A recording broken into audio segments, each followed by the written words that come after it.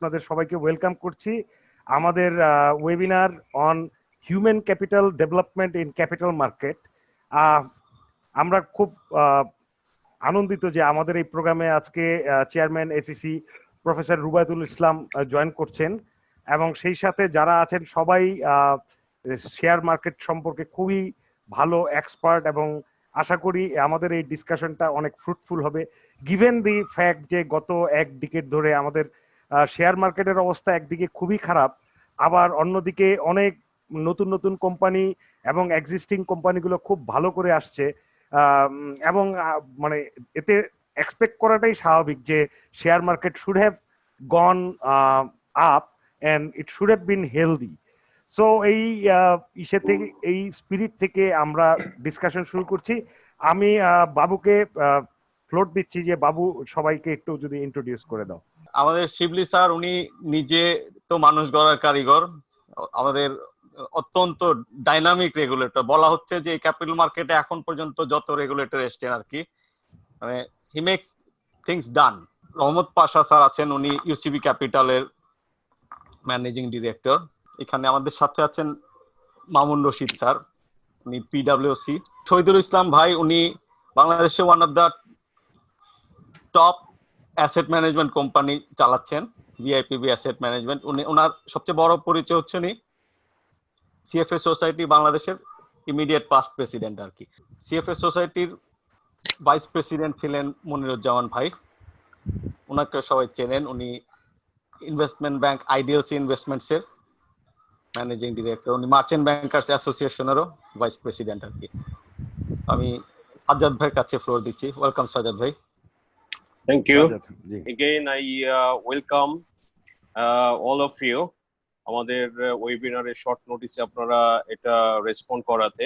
So capital market বাংলাদেশে, তো আসলে ক্যাপিটাল মার্কেটের কথা আসলেই তো মানে লোকজন ভয় পায়। হ্যাঁ, যে মার্কেটটা ইট ইজ মানে এখানে অনেক কিছুই স্ট্রাকচার্ড না, ট্রান্সপারেন্ট না। এখানে আমাদের আজকে যে আমাদের বিষয়টা যে আমাদের প্রফেশনালসদের অভাব, সো বাংলাদেশে সব লেভেলেই আমরা দেখেছি যে আসলে স্কিল লোকের অভাব আছে। সেটা আপনার গার্মেন্টস থেকে শুরু করে অন্য যে কোনো ইন্ডাস্ট্রি এবং ক্যাপিটাল মার্কেটে তো অবশ্যই এখানে আমাদের ওই রকমের কোনো ইনস্টিটিউশনাল এডুকেশনটাও ছিল না। এখন কিছু কিছু ক্ষেত্রে আছে, কিছু প্রাইভেট ইউনিভার্সিটি বা পাবলিক ইউনিভার্সিটিও নতুন নতুন আপনার সাবজেক্ট ইন্ট্রোডিউস করছে। বাট স্টিল আমাদের এখানে সার্টিফাইড প্রফেশনালস, স্পেশালি ফাইন্যান্সিয়াল সেক্টরে ফাইন্যান্সিয়াল অ্যানালিস্ট কাইন্ড অফ এই ধরনের আপনার ইনভেস্টমেন্ট প্রফেশনালস যারা, যেগুলো ইনফ্যাক্ট আমাদের দেশে তো আসলে কোনো ইনভেস্টমেন্ট ব্যাংকও নাই ওইভাবে বলতে গেলে, যেগুলো হচ্ছে যে বাইরের দেশগুলোতে আছে ডেভেলপড ওয়ার্ল্ডে। আমরা এগুলো নিয়েই একটু আলোচনা করব। সো রহমত পাশা ভাই, প্লিজ আপনি যদি শুরু করেন। আমাদের বর্তমানে আমাদের মার্কেটের এই যে প্রফেশনালসদের যে নিডটা আছে আমাদের ইকোনমিতে, সেগুলো আসলে কিরকম আছে, এবং এই যে ডিমান্ড অ্যান্ড গ্যাপ, এগুলো ধরেন যে আমরা অনেকে জানি না। আমরাও কাজ করি এই বিজনেস অ্যান্ড ইকোনমি নিয়ে, বাট স্টিল আমরা জানি না যে আসলে মার্কেটে এরকম লোকজন কত আছে এবং মার্কেটে কি ধরনের ডিমান্ড আছে, এবং এরা আসলে এই এডুকেশনটা কোথায় পাওয়া যেতে পারে, ইনফ্যাক্ট এটা দরকার কেন। আপনি যদি একটু রহমত পাশা ভাই শুরু করেন। আমি যেহেতু বেসিক্যালি ব্যাংকার, আমি প্রায় 30 বছর ক্যারিয়ারে প্রায় 23 ইয়ার্স ব্যাংকে কাজ করেছি। 23 বছর bank, Dutch Bangla bank, ডিসিটি bank, এবং মেজরিটি পোর্শন আবার ওখানে আমি ট্রেজারিতে ছিলাম। তো ক্যারিয়ারের ক্ষেত্রে আমার কাছে মনে হয় যেখানে প্রফেশনাল লোক পাচ্ছে না, আমি তো ব্যাংক ছেড়ে ট্রেজারি ডিপার্টমেন্টের হেড ছিলাম, ব্যাংক ছেড়ে কিন্তু আমি ক্যাপিটাল মার্কেটে এসেছি। আমার কাছে মনে হয়েছে যে ইয়েস, ওখানে মার্কেট মোটামুটি স্যাচুরেটেড হয়ে গেছে ব্যাংকিং এ, তো এখানে কিন্তু অনেক অপরচুনিটি আছে এবং স্কোপ আছে। সেটা ভেবে আমি নিজে শুরু করেছি আমার ক্যারিয়ার এই লাইনে, ক্যাপিটাল মার্কেটে। এনিওয়ে, তো আমি যেটা দেখছিলাম যে ব্যাংক থেকে যখন আমি আসি, আমি আমার অন্যান্য কলিগদেরকে আমি ইনভাইট করেছিলাম, বাট মেজরিটি লোক কিন্তু আমার সাথে আসে নাই তখন। আমি যখন ব্র্যাক ইপিএল সিইও হিসেবে জয়েন করলাম, তো সেখানে দেখছিলাম যে শুরুতে যে এটা তো সার্ভিস সেক্টরের মধ্যে যদি বলি ফাইন্যান্সিয়াল সার্ভিসেস, তো সেখানে আমরা যখন হায়ারিং বা রিক্রুটমেন্টে যাই তখন দেখি যে প্রথম ফার্স্ট চয়েস থাকে যারা ফাইন্যান্সিয়াল সেক্টর বা এই সার্ভিস সেক্টরে, ফাইন্যান্সিয়াল সার্ভিস সেক্টরে কাজ করতে চায়, তাদের ফার্স্ট চয়েস থাকে হলো ব্যাংক, এখন তো এমএফএস আসছে, সেকেন্ড চয়েস হচ্ছে তাদের এনবিএফআই, এবং আমরা রিক্রুটমেন্টের সময় দেখেছি এই কথাগুলোই বলে ফ্রেশাররা, দেন মার্চেন্ট ব্যাংক, আর সব শেষে হচ্ছে যে ইন্স্যুরেন্স কোম্পানি এবং ব্রোকারেজ সবার শেষে আসে আর কি। তো সেখানে আমি একটা অ্যানালাইসিস করে দেখছিলাম যে আমার বর্তমান যে স্ট্রাকচার আছে আমাদের ব্রোকারেজ হাউস, প্রায় 250টা ব্রোকারেজ হাউস, মোটামুটি কম বেশি যে স্ট্রাকচারে কাজ করি সেটা হচ্ছে যে অপারেশনস থাকে আর বিজনেস থাকে, অপারেশন বা সাপোর্ট সার্ভিস। সাপোর্ট সার্ভিসে যে ডিপার্টমেন্টগুলো থাকে একটু যদি স্পেসিফিক বলি, accounts, finance, compliance, settlement, HR, logistic, audit, এই কয়টাই। তো এইখানে অ্যাকাউন্টস ডিপার্টমেন্ট যদি বলি, অ্যাকাউন্টসে তো সিএফও বা প্রফেশনাল লোকজন পাওয়া যায়, কোর্স কমপ্লিট লোকজন, চার্টার অ্যাকাউন্টেন্ট আসছে। আমি এই পর্যন্ত যে কয়জন আমার সিএফও নিয়েছে সবগুলো চার্টার অ্যাকাউন্টেন্ট, সেখানে কিন্তু লোক পাওয়া যাচ্ছে, খুব একটা আমি চ্যালেঞ্জ দেখি না এখানে। বাট কথা হচ্ছে যে তাদেরকে আমরা কি প্যাকেজ দিচ্ছি, ক্যারিয়ার পাথ আছে কিনা, এগুলো তারা একটু বুঝতে চায় আর কি, ফ্যাসিলিটি গুলা, জব সিকিউরিটি আছে কিনা, এনভায়রনমেন্টটা কেমন, এগুলো একটা বড় ইয়ে, এটা সব ক্ষেত্রেই আসে। আর বিজনেসের ক্ষেত্রে আমি বলবো দুইটা জায়গা আছে ব্রোকারেজ হাউসের জন্য, রিসার্চ অ্যানালিস্ট যারা ওরা, আর হচ্ছে সেলস অ্যান্ড ট্রেডিং। রিসার্চ অ্যানালিস্টে আমার এখানে প্রায় 10 জনের মতো কাজ করে, যাদের আমি প্রায় মান্থলি মোর দেন 1.5 মিলিয়ন টাকা স্যালারি দিই। তো এখানে কিন্তু প্রফেশনাল পাওয়া যায়।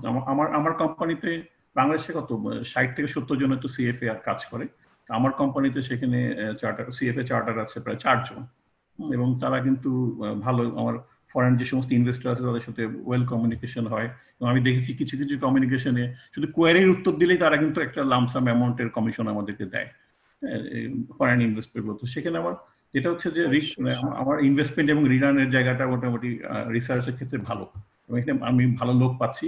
ইভেন আমি ন্যাশনাল ইউনিভার্সিটি অফ সিঙ্গাপুর থেকেও ছেলেপেলে নিয়ে এসেছি, তারা আমার এখানে কাজ করে। তো রিসার্চের জায়গাটা আমি দেখছি প্রফেশনাল লোকজন, ভালো লোকজন পাওয়া যাচ্ছে। ডিপেন্ডস, আগে যেগুলো বলেছিলাম যে pay structure, job security, career path, work environment, এগুলো তো থাকবেই সাথে সাথে। যেখানে মেইন চ্যালেঞ্জটা ফেস করি আমরা সেলস এবং ট্রেডিং, যারা মেইন রিটেল কাস্টমার যারা নিয়ে আসে। এবং আমার এখানে দেখছিলাম বেশিরভাগ ব্রোকারেজ হাউসের মডেলটা হচ্ছে যে 80% ছেলেপেলে আমাদের বিজনেসে থাকে বা সেলসে থাকে, আর 20% হচ্ছে অন্যান্য এরিয়া যেগুলো বললাম, এটাই মোটামুটি স্ট্রাকচার। 80% লোক যেখানে থাকে সেলস ট্রেডিং, এইখানে আমরা সবচেয়ে বেশি স্ট্রেস, আমরা সবচেয়ে চ্যালেঞ্জ বেশি ফেস করি। ভালো লোক অ্যাট্রাক্ট করতে পারি না, এবং থাকলেও রিটেন করা যায় না, স্ট্রেস বেশি থাকে তাদের, জব সুইচ করে শর্ট টার্ম, তাদের মেজর ইয়েটা হচ্ছে শর্ট টার্ম। ফ্রেশাররা যারা আসে তারা প্রথমেই ভয় পায় জয়েন করে যে টার্গেট থাকবে, আমরা ট্রেডের উপরে টার্গেট থাকবে, ট্রেড করতেই হবে। আর আমাদের যেটা মার্কেটের যে অবস্থা এখন আমরা দেখছি ট্রেডিং এ, গত 10 বছর দেখলে দেখা যায় 2 বছর শুধু মার্কেট ইন্ডেক্স প্লাস ছিল, বাকি 8 বছর তো নেগেটিভ ছিল। তো এখানে কাস্টমারকে রিটার্ন না দিতে পারলে, কাস্টমারকে রিটেন করা, নিয়ে নতুন নতুন কাস্টমার নিয়ে আসা, লট অফ চ্যালেঞ্জেস ওখানে আছে আর কি।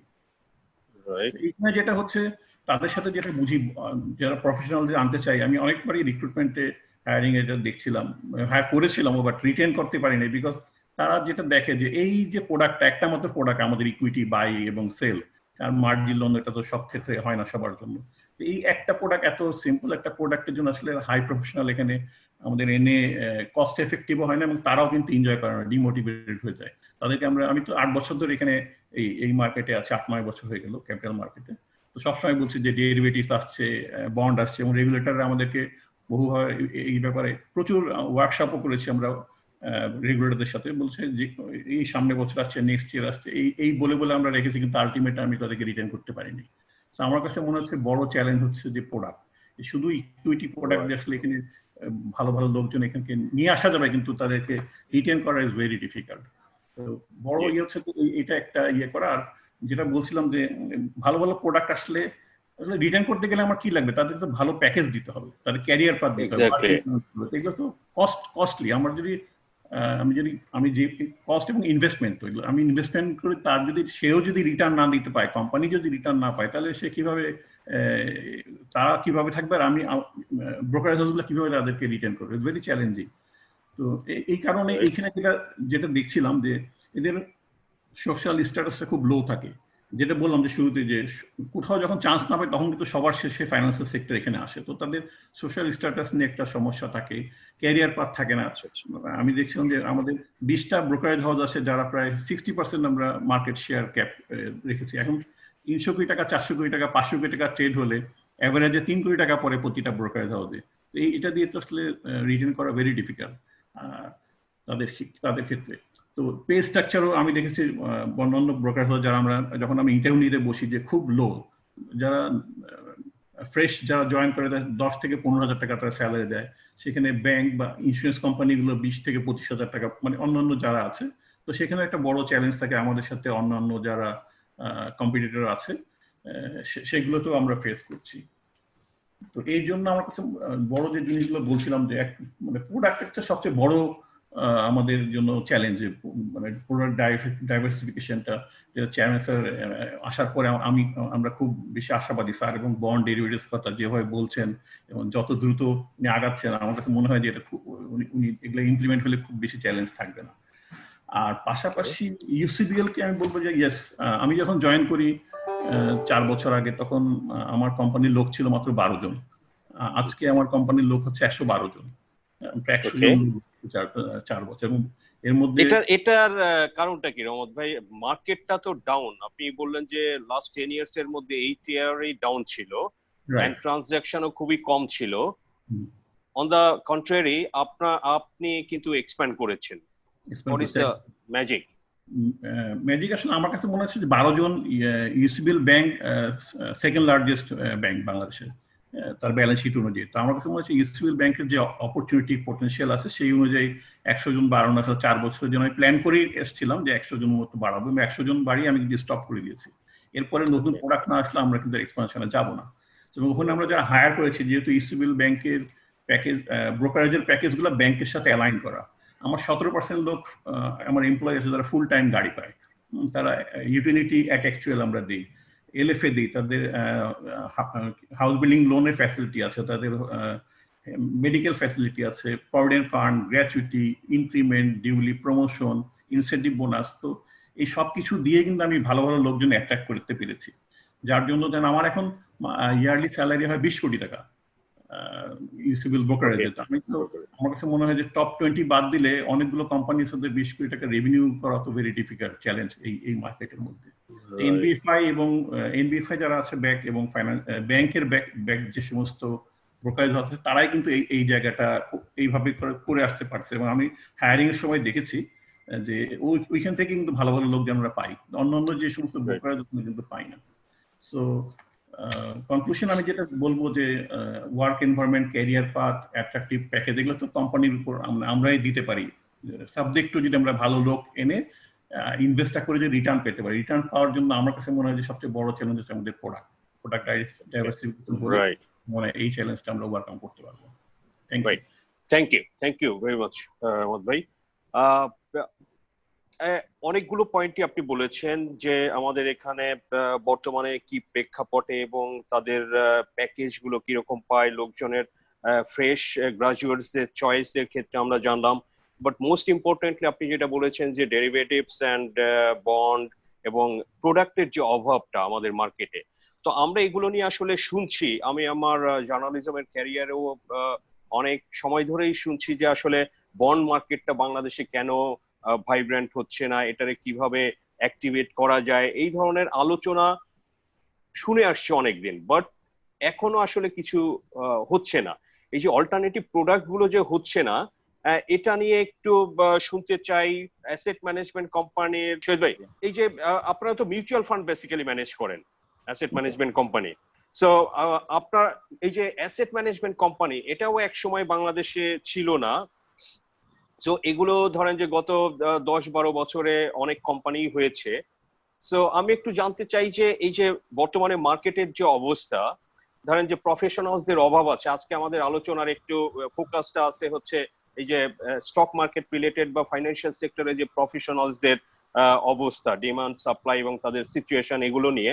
সো আপনার কাছে একটু, আপনারা তো অনেক মিউচুয়াল ফান্ড আপনারা ম্যানেজ করেন, অপারেট করেন, তো আপনাদের এখানে প্রফেশনালসদের আসলে কি অবস্থা, বা এক্ষেত্রে ধরেন যে এই স্কিলটা ডেভেলপমেন্টে কারা কি করতে পারে? সো আপনারা এই কারণে কি ফান্ড ম্যানেজমেন্টে আপনারা কোনো প্রবলেম ফেস করেন কিনা? Because intelligence, knowledge, market forecast, analysis, because এগুলো হচ্ছে যে ম্যাটার, কারণ আপনারা হচ্ছে পাবলিক ফান্ড নিয়ে ডিল করছেন। আলটিমেটলি ইয়ার এন্ডে পাবলিকদের একটা তারা রিটার্ন আশা করে। সো এগুলো কি আপনারা পারছেন সবকিছু করতে? জি না, থ্যাংক ইউ। না আমি জাস্ট একটু ওভারঅল একটু আল step back a little bit, আমি একটু বিগ পিকচার একটু দিতে চাচ্ছি পাশা ভাইয়ের কথাবার্তার সূত্র ধরে। এখন যেটা হচ্ছে যে পাশা ভাই যে কথাগুলো বললেন ভেরি রিলেভেন্ট, যে এখন আমাদের ফাইন্যান্সিয়াল মার্কেট ঠিক ওই লেভেলের সফিস্টিকেশন আসেনি, we don't have a bond market, আর ডেরিভেটিভস তো আরো অনেক পরের কথা। এখন আমি যেটা দেখি আসলে it's a chicken and egg situation. হ্যাঁ, মানে আমাদের মার্কেটটা ঠিক ওই লেভেলে সফিস্টিকেশন আসেনি, ওই লেভেলে ডেভেলপমেন্ট হয়নি। একটা প্রবলেম হচ্ছে we don't have sufficient number of quality human resources. এবং এ কারণেই আজকে যখন বাবুর সাথে আমার কথা হচ্ছিল যে আমাদের মাননীয় চেয়ারম্যান স্যার এই টপিকটা সাজেস্ট করছেন, আই ওয়াজ সো হ্যাপি। আসলে আমাদের জন্য, আমাদের বাংলাদেশের জন্য, মানে if you look at the big picture, মানে there cannot be any topic more relevant than this topic. কারণ আমাদের দেশ একটা মানে ছোট্ট একটা দেশ, আমাদের 16 কোটি মানুষ, আমাদের অনলি আমাদের দেশটাকে আমরা নেক্সট লেভেলে নিয়ে যেতে পারি just by developing human capital in every area. আমরা আজকে অফকোর্স ক্যাপিটাল মার্কেট, এইটা আমাদের মানুষকে যখন আমরা হিউম্যান ক্যাপিটালে কনভার্ট করতে পারবো তখনই কিন্তু আমাদের দেশটা নেক্সট লেভেলে যাবে। আর কোনো ওয়ে নাই। We don't have like natural resources, it's not a big country. আমাদের মানে আপনার ফিজিক্যাল ক্যাপিটাল বা ফাইন্যান্সিয়াল ক্যাপিটাল ওই লেভেলের নাই। উই হ্যাভ হিউম্যান রিসোর্সেস, সেটাকে আমাদের হিউম্যান ক্যাপিটালে কনভার্ট করতে হবে। এবং আমরা এটার সাথে কি, সরি টু ইন্টারাপ্ট, এটার সাথে কি আপনার কম্পেনসেশনটা, প্যাকেজটা, এগুলো কি রিলেটেড? বিকজ আমরা দেখেছি যে ধরেন যে আইবি এর গ্রাজুয়েটরা usually they prefer multinational or আমাদের দেশের ব্যাংকগুলো ভালো। আমি কিন্তু আই নেভার সিন যে একজন আইবি এর গ্রাজুয়েট ইন্স্যুরেন্স কোম্পানিতে কাজ করছে, maybe very few in non bank financial institute. So এগুলো আসলে কারণটা কি? এগুলো ব্যাপারটা হয়ে গেছে কি জানেন, যে যেখানে কন্ট্রিবিউট করতে পারে, ভ্যালু অ্যাড করতে পারে, যে যেখানে ডেলিভার করতে পারে, সে সেখানে তার কম্পেনসেশন যেটা ডিজার্ভ করতে করে সেটা। I myself is an IBA graduate, এবং আমি আমার ব্যাচে I can tell you I shouldn't boast here যে financially I am not less rewarded just because I am in the asset management industry. আর আমার বন্ধু যারা মাল্টিন্যাশনাল এসএসবি স্ট্যান্ডার্ড চার্টার্ডে আছে, they are not necessarily earning more than me. তো এখন let me get back to the point. The point হচ্ছে এই যে আমাদের দেশে human capital is absolutely important. এবং ক্যাপিটাল মার্কেটে কেন ইম্পর্টেন্ট, কারণটা হচ্ছে এন্টায়ার ক্যাপিটাল মার্কেট অপারেট করে হচ্ছে বেসড অন দ্য আইডিয়া, সেটা হচ্ছে যে ফাইন্যান্সিয়াল অ্যাসেটস, আমরা স্টক বলি, বন্ড বলি, ডেরিভেটিভস বলি, এগুলোর একটা ইন্ট্রিনসিক ভ্যালু আছে।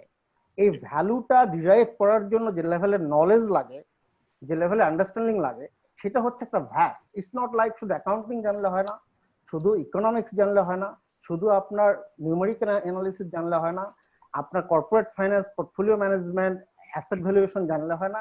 ইউ নিড আ মানে কম্প্রিহেন্সিভ একটা নলেজ লাগে, ওয়াইড রেঞ্জ অফ নলেজ লাগে। অনলি দেন একজন প্রফেশনাল একটা ফাইন্যান্সিয়াল অ্যাসেটের ইন্ট্রিনসিক ভ্যালুতে তারা আসতে পারে। সেটার জন্য টুলস লাগে, এবং tools is just a tool, and then they come up with their assumptions. সেটার জন্য তার এক্সপেরিয়েন্স লাগে, তার নলেজ লাগে, তার ইকোনমির পালস বুঝতে হয়, বিজনেসের পালস বুঝতে হয়। এইটা হচ্ছে একটা ইটস এ বিগ আস্ক। এইটার জন্য ইউ নিড প্রফেশনালস, যাদেরকে আপনি টেকনিক্যালি আপনি এডুকেট করতে পারবেন। তো আমাদের চেয়ারম্যান স্যার কিন্তু অল থ্রু হিজ লাইফ উনি ঢাকা ইউনিভার্সিটিতে কিন্তু বিজনেস ফ্যাকাল্টি ডিপার্টমেন্টটা ফ্যাকাল্টিকে কিন্তু ট্রান্সফর্ম করে নিয়ে আসছেন। মানে বিজনেস ফ্যাকাল্টি এই যে একটা কন্ট্রিবিউশন উনি করছেন, আমরা যেটা করতেছি ফ্রম সিএফএ সোসাইটি থেকে, আমরা দেখলাম যে আমি যে নলেজ গুলোর কথা বললাম, ডিসিপ্লিন গুলোর কথা বললাম, সেইটার সাথে একটা international qualification CFA has a মানে ভেরি স্ট্রং লিঙ্কেজ আর কি। মানে এই সবগুলো এরিয়া কভার করে, and it's globally it is recognised all over the world. পাশাপাশি যেটা কিছুটা টাচ আপন করছেন, আমরা যেটা করলাম, আমরা এই কয়েক বছর আগে we found a CFA society. আমরা দেখলাম যে সারা বাংলাদেশে আমাদের মাত্র 10-15-20 জন সিএফএ চার্টার হোল্ডার। আমাদের economy size $200-250 billion GDP. Pakistan আমাদের সিমিলার, ভিয়েতনাম আমাদের সিমিলার। ওদের ওখানে hundreds of CFA charter holder, thousands of candidate, 4000-5000 candidate. আমাদের এখানে মাত্র 200-300 candidate. Then what we did, আমরা we formed a society. Monir আসছে এখানে, Monir, myself and few other charter holder, we formed a CFA society. আমরা ঢাকা ইউনিভার্সিটি ফাইন্যান্সে গেলাম, স্যারের ছাত্ররা ছিল, ওরা আমাদেরকে এক করলেন। আমরা ঢাকা ইউনিভার্সিটি ফাইন্যান্স ডিপার্টমেন্টকে অ্যাফিলিয়েট করলাম, নর্থ সাউথকে করলাম। করার পরে আমরা যেটা হলো আমরা we promoted the designation. Right now what is happening, the Bangladesh এই মুহূর্তে we have 700 candidates, we have 130 charter holders, and more importantly আমরা যেটা করলাম সেটা হচ্ছে আপনার বাংলাদেশে এখন 150 জন আউট অফ 700 ক্যান্ডিডেটস 150 জন সিএফএ পরীক্ষা দেয় উইথ স্কলারশিপস, এবং সেই স্কলারশিপের মনিটারি ভ্যালু হচ্ছে প্রায় 1 কোটি টাকা। সেটা আমরা ম্যানেজ করে দিলাম সেফ ইনস্টিটিউটের সাথে। এবং মোর ইম্পর্টেন্টলি এই 150 জনের মধ্যে 50 জন হচ্ছে বাংলাদেশ ব্যাংকের। আমরা বাংলাদেশ এসএসসির জন্য 10টা করেছিলাম, ওখানে একটু ওই লেভেলের আমরা এখন পপুলারাইজ করতে পারিনি, যেহেতু স্যার আসছেন উনি হি অ্যাপ্রিশিয়েট নলেজ অ্যান্ড প্রফেশনালিজম। আমার ধারণা এসএসসিতেও এটা আমরা করতে পারবো। তো তাতে যেটা হবে কি আমাদের এবং এই ইন্ডাস্ট্রিতে আমরা asset management, merchant bank, brokerage ইন্ডাস্ট্রিতে নাও উই হ্যাভ প্রফেশনালস। আমাদের যদি রেগুলেটরদের সাথে যখন আমরা বাংলাদেশ ব্যাংক এবং এসএসসির সাথে যখন আমরা সেম লেভেলে সেম ওয়েভ লেন্থে কমিউনিকেট করতে পারবো ডেস্ক লেভেল অফিসারদের সাথে, তখন যেটা হবে আমাদের এই যে প্রোডাক্টগুলো ডেভেলপমেন্টের কথা পাশা ভাই বললেন, এইটা ত্বরান্বিত হবে। আর একটা জিনিস যেটা হবে সেটা হচ্ছে এই যে ডেজিগনেশনটা, এই ডেজিগনেশনটার একটা প্রাইম ফোকাস হচ্ছে এথিক্স অ্যান্ড প্রফেশনালিজম। আমাদের দেশে ক্যাপিটাল মার্কেটের কিছুটা দুর্নাম তো আছেই, আমরা চাচ্ছি এই দুর্নামগুলো যাতে না থাকে, এই কারণে যাতে আমাদের প্রফেশনালরা আপনার এথিক্যালি যাতে কমিটেড হয়। That's why we have been very passionate. Monir আছে এখানে মাই ফ্রেন্ড, এবং আমরা এই এই এই কারণে এই জিনিসটাকে আমরা প্রমোট করতেছি। এবং এইটা যখন আমরা করব তাতে হবে কি, তখন বাংলাদেশের যে এক্সিস্টিং ফাইন্যান্সিয়াল প্রোডাক্ট আছে, যেমন আমাদের স্টক মার্কেট নিয়েও কিন্তু আমাদের রহমান সোহান রহমান বিখ্যাত মানুষ বলছে যে it is a speculative market. এই মার্কেটের সাথে আমাদের ইকোনমির ফান্ডামেন্টালসের কোনো রিলেশন নাই। আমরা এইটাই ব্রেক করতে চাই যে না, এখানে ফাইন্যান্সিয়াল অ্যাসেটের যে ভ্যালুটা ডিজার্ভ করে, অ্যাসেটের মার্কেট ভ্যালুটা যাতে সেইটাই হয়। আমাদের প্রফেশনালরা যাতে they can come up with the same value, যাতে আমাদের জ্ঞানীগুণী মানুষ তাদের সাথে আমি কন্ট্রাডিক্ট করতে চাই না, বাট আমরা চাই ওনাদের যে এক্সপেকটেশন আমাদের মার্কেট থেকে, আমাদের নতুন কমিশনের যে এক্সপেকটেশনটা, সেই এক্সপেকটেশনটা মার্কেটের যে এফিসিয়েন্সি বলি এটাকে, অর্থাৎ একটা ফাইন্যান্সিয়াল অ্যাসেটের যে ভ্যালু রিজার্ভ করে মার্কেট প্রাইস যাতে সেইটাই হয়, সেটা যাওয়ার জন্য আমাদের এই চিকেন অ্যান্ড এগ সিচুয়েশনটাকে ব্রেক করতে হবে। আমাদের উই নিড ইনাফ প্রফেশনালস, এবং তখন মার্কেট তৈরি হবে, সেই মার্কেট তাদেরকে অ্যাডিকুয়েটলি কম্পেনসেট করবে। I have absolutely no doubt. আপনার 250-300 বিলিয়ন ডলার জিডিপিতে আমাদের এই দেশে 500 সিএফএ চার্টার হোল্ডার এই ইন্ডাস্ট্রিতে কাজ করতে পারবেন আমি বিশ্বাস করি না।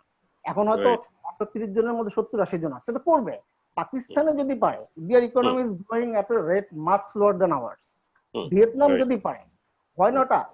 এটা কিন্তু আমরা ইনশাআল্লাহ ব্রেক করব। You will see a lot of professionals coming in and they themselves creating the market, and the market will be rewarding them, and এই একটা vicious cycle থেকে আমরা ভার্চুয়াল সাইকেল ইনশাআল্লাহ চলে যাব। ওকে, ফাইন। শহীদ ভাই, দেন আপনার কাছে আবার একটু তার আগে একটু আইডিএলসি এর মনির ভাইয়ের থেকে একটু শুনতে চাই। এই যে আলোচনা থেকে আমাদের যে পয়েন্টগুলো এসছে এখানে, বেসিক্যালি আপনারা তো বড় আসলে আপনার investment bank in the capital market, আপনাদের অনেক ক্লায়েন্ট আছে। সো এই যে আপনি যদি বলেন যে ক্লায়েন্টের পয়েন্ট অফ ভিউ থেকে যে ওয়াই এরকম প্রফেশনালস কেন দরকার, এবং সেগুলো থাকলে আপনার ক্লায়েন্টরা কিভাবে বেনিফিটেড হতে পারে, আপনি যদি একটু এই পয়েন্ট অফ ভিউ থেকে একটু বলেন। জি, ধন্যবাদ।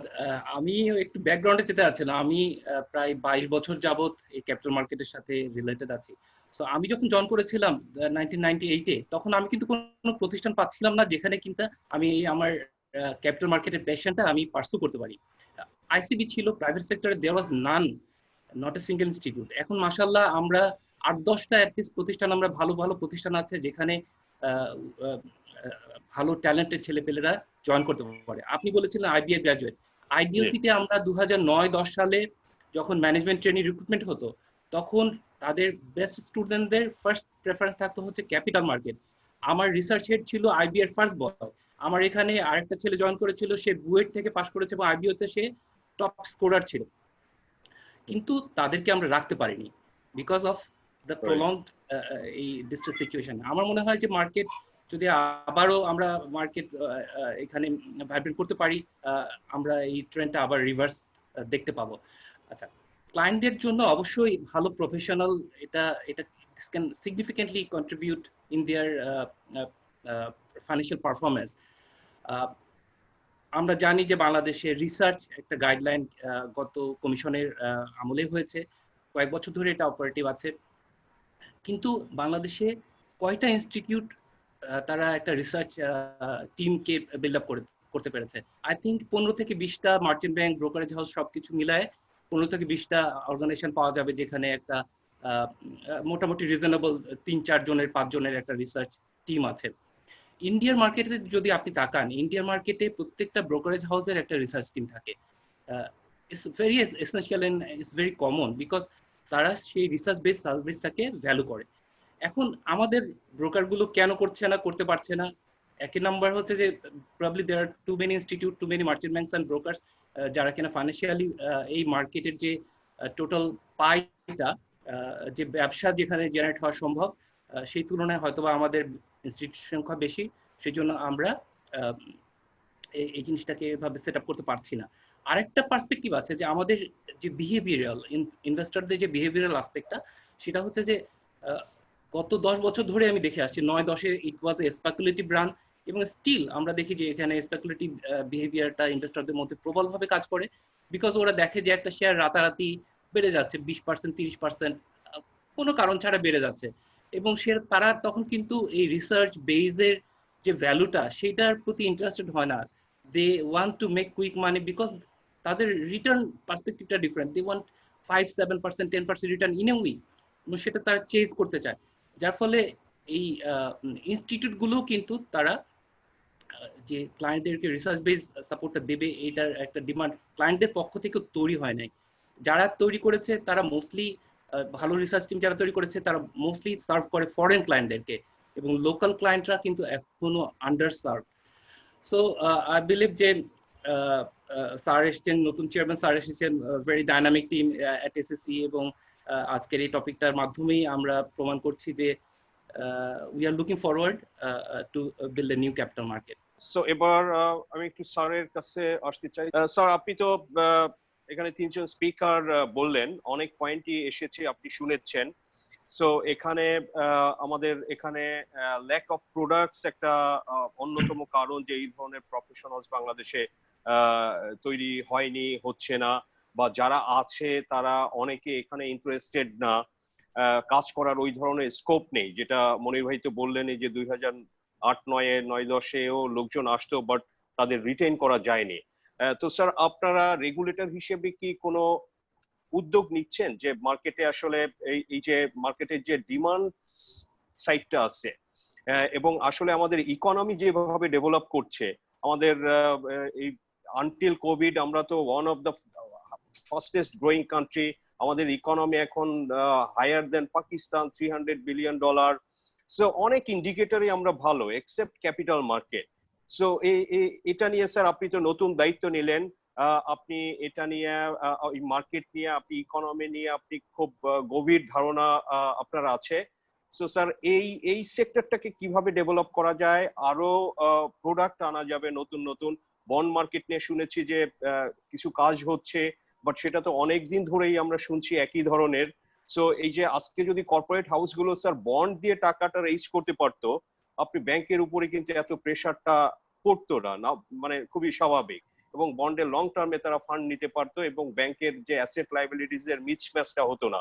মোস্ট অফ দ্য ডিপোজিট ব্যাংকের হচ্ছে 3 to 6 মান্থস বা 1 ইয়ার। সো লোন দিচ্ছে তারা 10, 12, 15, 20 ইয়ার্স এর জন্য এক্সটেনশন করছে। সো এই ধরনের স্যার অনেক প্রবলেমস তৈরি হচ্ছে আপনার মানি মার্কেট বা ফাইন্যান্সিয়াল মার্কেটে। সো এখানে যদি আমরা ক্যাপিটাল মার্কেটটা কিভাবে স্যার ডেভেলপ করা যেতে পারে, প্রফেশনালসদের ডেভেলপ করা, এবং ক্লায়েন্টদের যে নেসেসিটি সেগুলো মিট করা যেতে পারে, আপনারা স্যার কি কি করছেন? নিশ্চয়ই আপনার কোনো প্ল্যান আছে, একটু যদি স্যার আপনি বলেন। থ্যাংক ইউ সাজ্জাদ সাহেব। আমার ছোট একটা গল্প দিয়ে শুরু করি, যদিও আমার তাড়াতাড়ি চলে যেতে হবে, সব নিজেদের পরিচিত লোক বলে মনে করছি যে একটু বলি। আমি যখন বিশ্ববিদ্যালয়ে পড়ি, আমার এক বোনের ছেলে, ভাগ্নে, ও অঙ্কে খুব খারাপ করছিল। আমার ব্রাদার ইন ল আমাকে বললো যে অনেক টিচার রাখছি, কিন্তু অঙ্কে সে পারে না ঠিকভাবে, তো সামনেই সে ও লেভেল দিবে। অনেক আগের কথা, প্রায় 84 বা মানে আমার মনে হয় 85-86 এরকম একটা সময় তখন। তো তুমি একটু অঙ্ক করাও। তো আমি আমার ব্রাদার ইন ল বলছে, আমি যেতাম, ওকে রেগুলার অঙ্ক করাতাম। তো পরে ও সামহাও ওই আরেকটু পরে 1 বছর 2 বছর পর গিয়ে খুব ভালো করলো অঙ্কে, করে আবার স্কলারশিপ পেয়ে ইংল্যান্ডে চলে গেল। তো সেইখান থেকে পরবর্তীতে ও বিভিন্ন চাকরি টাকরি থেকে ঘুরতে ঘুরতে ইনভেস্টমেন্ট ব্যাংকার হলো। আমাদের দেশের অনেকেই চিনবে ওকে, ওর নাম লুৎফে সিদ্দিকী। ও পরবর্তীতে বার্কলেজ ক্যাপিটাল, তারপরে সুইজারল্যান্ডে ছিল, সিঙ্গাপুরে ছিল, সব ইনভেস্টমেন্ট ব্যাংকের লাস্টে এমডিও ছিল। তো লুৎফেকে এখন অনেকেই চিনে। তো আমি পরে দেখলাম যে আরে ওকে আমি অঙ্ক করালাম আর এখন ও ইনভেস্টমেন্ট ব্যাংকের এমডি, তাও ইউরোপে, সিঙ্গাপুরে।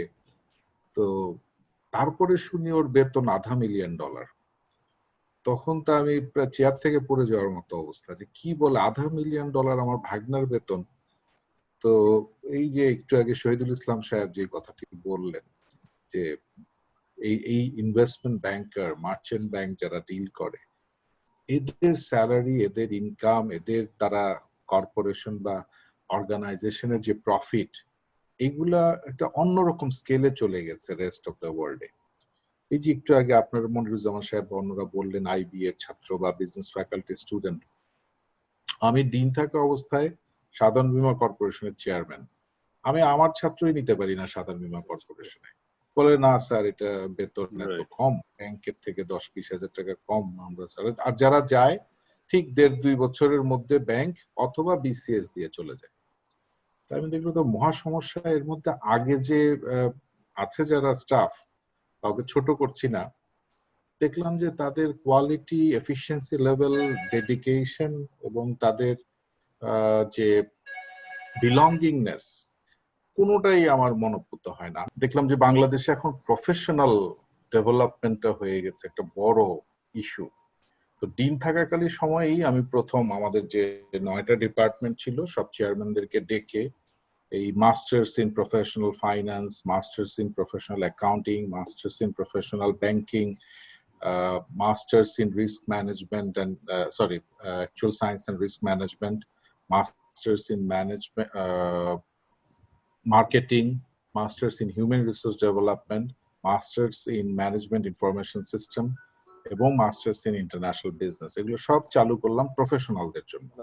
সেখানে প্রফেশনালরা এসে এসে মাস্টার ডিগ্রি নিতেন এবং তাদের কারিকুলামটা তৈরি করা হতো অ্যাবসলিউটলি বাজার ওরিয়েন্টেড, যাতে তারা এই মাস্টার ডিগ্রিটা নিলে তারা আলটিমেটলি তাদের কর্মক্ষেত্রে বেটার ডেলিভারি দিতে পারবে। আর এই যে বিলিয়নস অফ ডলার্স বিদেশিরা এসে কাজ করে নিয়ে যাচ্ছে, সেখান থেকেও আমরা হয়তো কিছু ফরেন কারেন্সি বাঁচাতে পারি। আমার অভিজ্ঞতাটা খুবই খারাপ। বিভিন্ন সময় ডিন থাকাকালীন, সাধারণ বীমার চেয়ারম্যান থাকাকালীন এবং অন্যান্য বিভিন্ন বোর্ডে আমি ছিলাম, তো কোথাও আমি মনোপুত এফিশিয়েন্ট লোক পাইনি। এখন ক্যাপিটাল মার্কেটে এসে দেখি যে আবার আরেক সমস্যা। এইখানে এসে দেখি যে এটা তো আসলে হাইলি টেকনিক্যাল একটা বিষয়। এখানে আপনার খুব ভালোভাবে না বুঝলে ভুল হয়ে যায়, ভালোভাবে না বুঝলে এখানে কাজ করা যায় না। আমার কাছে অনেকে অনেক কথা বলে, অনেক কথা শুনি, অনেকে আমাদের অ্যাসেসমেন্ট করে, অনেকে আমাদের নিয়ে রিপোর্ট লেখে, অনেকে আমাদের কাজকর্মর বিশ্লেষণ করে, কিন্তু আমি দেখি যে উনি নিজেই বুঝে নেই কিছু। তো কিছু বলা যায় না ভদ্রতা করে। তাই বুঝি যে আসলে ফাইন্যান্সিয়াল লিটারেসি যে কত ইম্পর্টেন্ট, এটা মানে এখন সব জায়গায় একটা সাংঘাতিক গুরুত্বপূর্ণ বিষয় হয়ে গেছে। আমাদের পাশা ভাই যেটা বললেন যে আসলে একটা খালি ইকুইটি বেসড মার্কেট, এটা দিয়ে একটা মার্কেট কিভাবে বড় হবে, কিভাবে সেখানে ভালো ভালো লোক আসবে, কিভাবে একটা ব্যাংক বা সংশ্লিষ্ট যারা ইন্টারমিডিয়ারিজ তারা কিভাবে আর্ন করবে। তো এত ছোট স্কেলে একটা এত বড় গ্রোয়িং ইকোনমির মার্কেট, এরকম থাকলে তো আর ভবিষ্যৎই নাই, এবং ভবিষ্যৎ না থাকলে কোনো ভালো এফিশিয়েন্ট লোকও আসবে না, কোয়ালিটি ছেলে মেয়েও আসবে না। তো সেই জন্যই আসলে আমি এসেই একদিকে যেমন ফাইন্যান্সিয়াল লিটারেসিটাকে গুরুত্ব দিয়েছি, আরেকদিকে নতুন নতুন প্রোডাক্ট নিয়ে আসার জন্য কাজ করছি। আপনারা জেনে খুশি হবেন যে আমি গত 2 মাসে আজকেও দিলাম একটা স্ট্যান্ডার্ড ব্যাংকের পারপিচুয়াল বন্ড। তো এগুলা সবগুলাকে আবার ট্রেডিং করার জন্য ম্যান্ডেটরি ট্রেডিং দিয়ে দিচ্ছি। তো সেটা হচ্ছে আমরা ইকুইটিতে ভালো ভালো দিচ্ছি। আমরা গত কয়েকদিনে 2-3টা অলরেডি দিয়েছি এবং আগামী সপ্তাহের মধ্যে ভালো, এই আগামী মাসে ভালো 2-3টা প্রোডাক্ট চলে আসবে বাজারে আইপিওতে। আইপিও নতুন নতুন দেওয়া হচ্ছে দেখে শুনে, অনেক বিচার বিশ্লেষণ করে। আমরাও এখানে আমাদের অনেক লোকজন আছে, তারাও খুব ভালোভাবে এখন আমরা দেখি। তো সবকিছু মিলিয়ে এখন মনে হচ্ছে যে আমরা ভালো ভালো কিছু প্রোডাক্ট আগামী দিনগুলো আপনাদের দিতে পারবো। আর সেই সাথে বন্ডের ব্যাপারে কাজ করছি, বন্ডের ব্যাপারেও কাজ করতে গিয়ে একই সমস্যা। এই জিনিসটা অনেক আগে শুরু হওয়া উচিত ছিল, এখন শুরু করতে গিয়ে লোক পাচ্ছি না। ফান্ড সোর্সিং, এটা সেটা, মার্কেটিং, প্রোডাক্ট ইন্ট্রোডাকশন, বাজারও তো বন্ড কি এখনো বুঝে না। এটা যে কি টাইপের ডেট ইনস্ট্রুমেন্ট, এটা রিটার্ন কি, এটা করলে কি হবে, এটা তো বাংলাদেশের 1% লোকও জানে না। তো আপনি যদি মানুষকে না এডুকেট করেন তাহলে কিভাবে আশা করবেন তার পার্টিসিপেশন? তো এই সবকিছু মিলে এটা নিয়েও আমরা কাজ করছি। সময়টা আসলে আমাদের মাত্র 2 মাস গেছে, তার মধ্যে কোভিড, যার জন্য সব মিলিয়ে যা চাচ্ছি তা করতে পারছি না, বাট চেষ্টা চালিয়ে যাচ্ছে। আমাদের বিআইসিএম কে সম্পূর্ণভাবে গত 2 মাসে পুনর্গঠিত করা হয়েছে। নতুন এক্সিকিউটিভ প্রেসিডেন্ট, যেটা ছিল না 1-1.5 বছর, সে জয়েন করছে 1 তারিখে। প্রত্যেকটা জায়গায় প্রমোশন, এইটা সেটা রিক্রুটমেন্ট করে তাদের নতুন মডিউল করে টিচিং এন্ড লার্নিং, বিভিন্ন রকম প্ল্যানিং করে দেওয়া হচ্ছে। Bangladesh academy for security market, যেটা বহুদিন আগেই হয়েছে কিন্তু আজ পর্যন্ত সেটার ইনফ্রাস্ট্রাকচারটা হয়নি, সেটা আমরা এখন সম্পূর্ণভাবে তৈরি করে কাজ শুরু করে দিচ্ছি এবং ভালো ডিজি দিচ্ছি যাতে তিনি ওটাকে ভালোভাবে শুরু করতে পারেন। একদম বিও অ্যাকাউন্টের থেকে শুরু করে সবাইকে ওইখানে আমরা প্রয়োজনে ফি দিয়ে, ফি না দিয়ে, যেভাবেই হয় সেগুলোর আমরা ট্রেনিং প্রোগ্রাম নিচ্ছি। আমরা চেষ্টা করছি যে ডেরিভেটিভস নিয়ে আপনারা যে কথাগুলো বিভিন্ন সময় বলেন, আমি খুব কম মানুষ পাই বাংলাদেশে যারা এই জিনিসগুলো ঠিকভাবে বুঝে, এটার অ্যাপ্লিকেশন বুঝে এবং এটা কিভাবে কি করতে হবে বুঝে বাজারকে বুঝাতে পারবে। খুবই সিলেক্টিভ কিছু লোক আছে বাংলাদেশে। ফিউচার অপশন এগুলো নিয়ে কাজ করার লোক কই? আপনার ফরওয়ার্ড মার্কেট কয়জন বুঝে? ফরেন এক্সচেঞ্জ নিয়ে যে কত কিছু করা যায়, হয়তো মামুন ভাই বুঝছেন, কিন্তু আমি হয়তো বুঝছি না, কিন্তু হয়তো শহীদ ভাই বুঝছেন, আরেকজন বুঝছে না। কিন্তু সবাই যেদিন ঠিকভাবে বুঝতে পারবো আমরা, সেই দিন এই ডেরিভেটিভ মার্কেটটা ভালো করবে। তো সেইখানেও বিপুল পরিমাণে এফিশিয়েন্ট ম্যান পাওয়ারের অভাব। এই জন্য আসলে আমি মনে করি যে ইন্স্যুরেন্স নিয়ে যেটা বলছিলাম, খুবই ভয়ঙ্কর ব্যাপার যে বাংলাদেশে আর কিছুদিন পর অ্যাকচুয়ালি থাকবে না।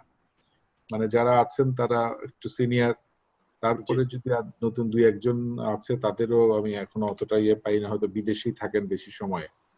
অ্যাকচুয়ালি না থাকলে একটা ইন্স্যুরেন্স সেক্টর কিভাবে চলবে?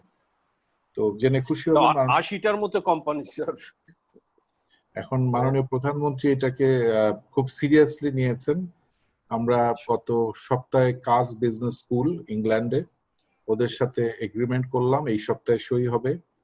এখানে গভর্নমেন্ট টাকা দিচ্ছে এবং সেই টাকায় আমরা 5 জন করে প্রত্যেক বছরে একটা সিলেকশন প্রসেসে কোয়ালিফাইড লোকদেরকে পাঠানো শুরু করছি। আমাদের প্ল্যান হচ্ছে 5 বছরে 25 জন অ্যাকচুয়ারি তৈরি করা এবং সম্পূর্ণ ফাইন্যান্স বাই গভর্নমেন্ট, আর উপায় নেই। তো এই জিনিসগুলা এগ্রিমেন্ট এমওইউ হয়ে গেছে। কাজ বিজনেস স্কুল ওয়ার্ল্ডের 3 রকম রেটিং এ সবগুলাতেই 2 থেকে 9 মধ্যে তাদের পজিশন। তো সেইখানে আমরা বাংলাদেশ থেকে পাঠাচ্ছি উইথ অল থাকা খাওয়া সব খরচ টরচ দিয়ে। তো এইটা করে আমরা ইন্স্যুরেন্স সেক্টরকে বাঁচানোর চেষ্টা করছি। এই জিনিসগুলাই আমাদের এখন হিউম্যান ক্যাপিটাল হয়ে গেছে সমস্যা। চাকরি দিবেন, বেতনও দিবেন, চাকরি দেওয়ার আগে ইন্টারভিউ নিয়ে যতটুকু জানা যায় বোঝা যায়, কাজে আসলে বোঝা যায় তার দূর কত দূর। এবং তাকে দিয়ে যদি কাজ না হয় তখন বিদায় করাটাও খুব খারাপ লাগে, তখন যে একটা লোক চাকরি পেলো, সংসার চালাচ্ছে, বিদায় করে দিব। এই যে আমাদের এই হিউম্যান ক্যাপিটালের যে একটা বড় ধরনের সমস্যা, এখান থেকে আমাদেরকে এখন বের হয়ে আসতে হবে। আজকে এটা খুব টাইমবর্তী আলোচনা আপনারা করেছেন।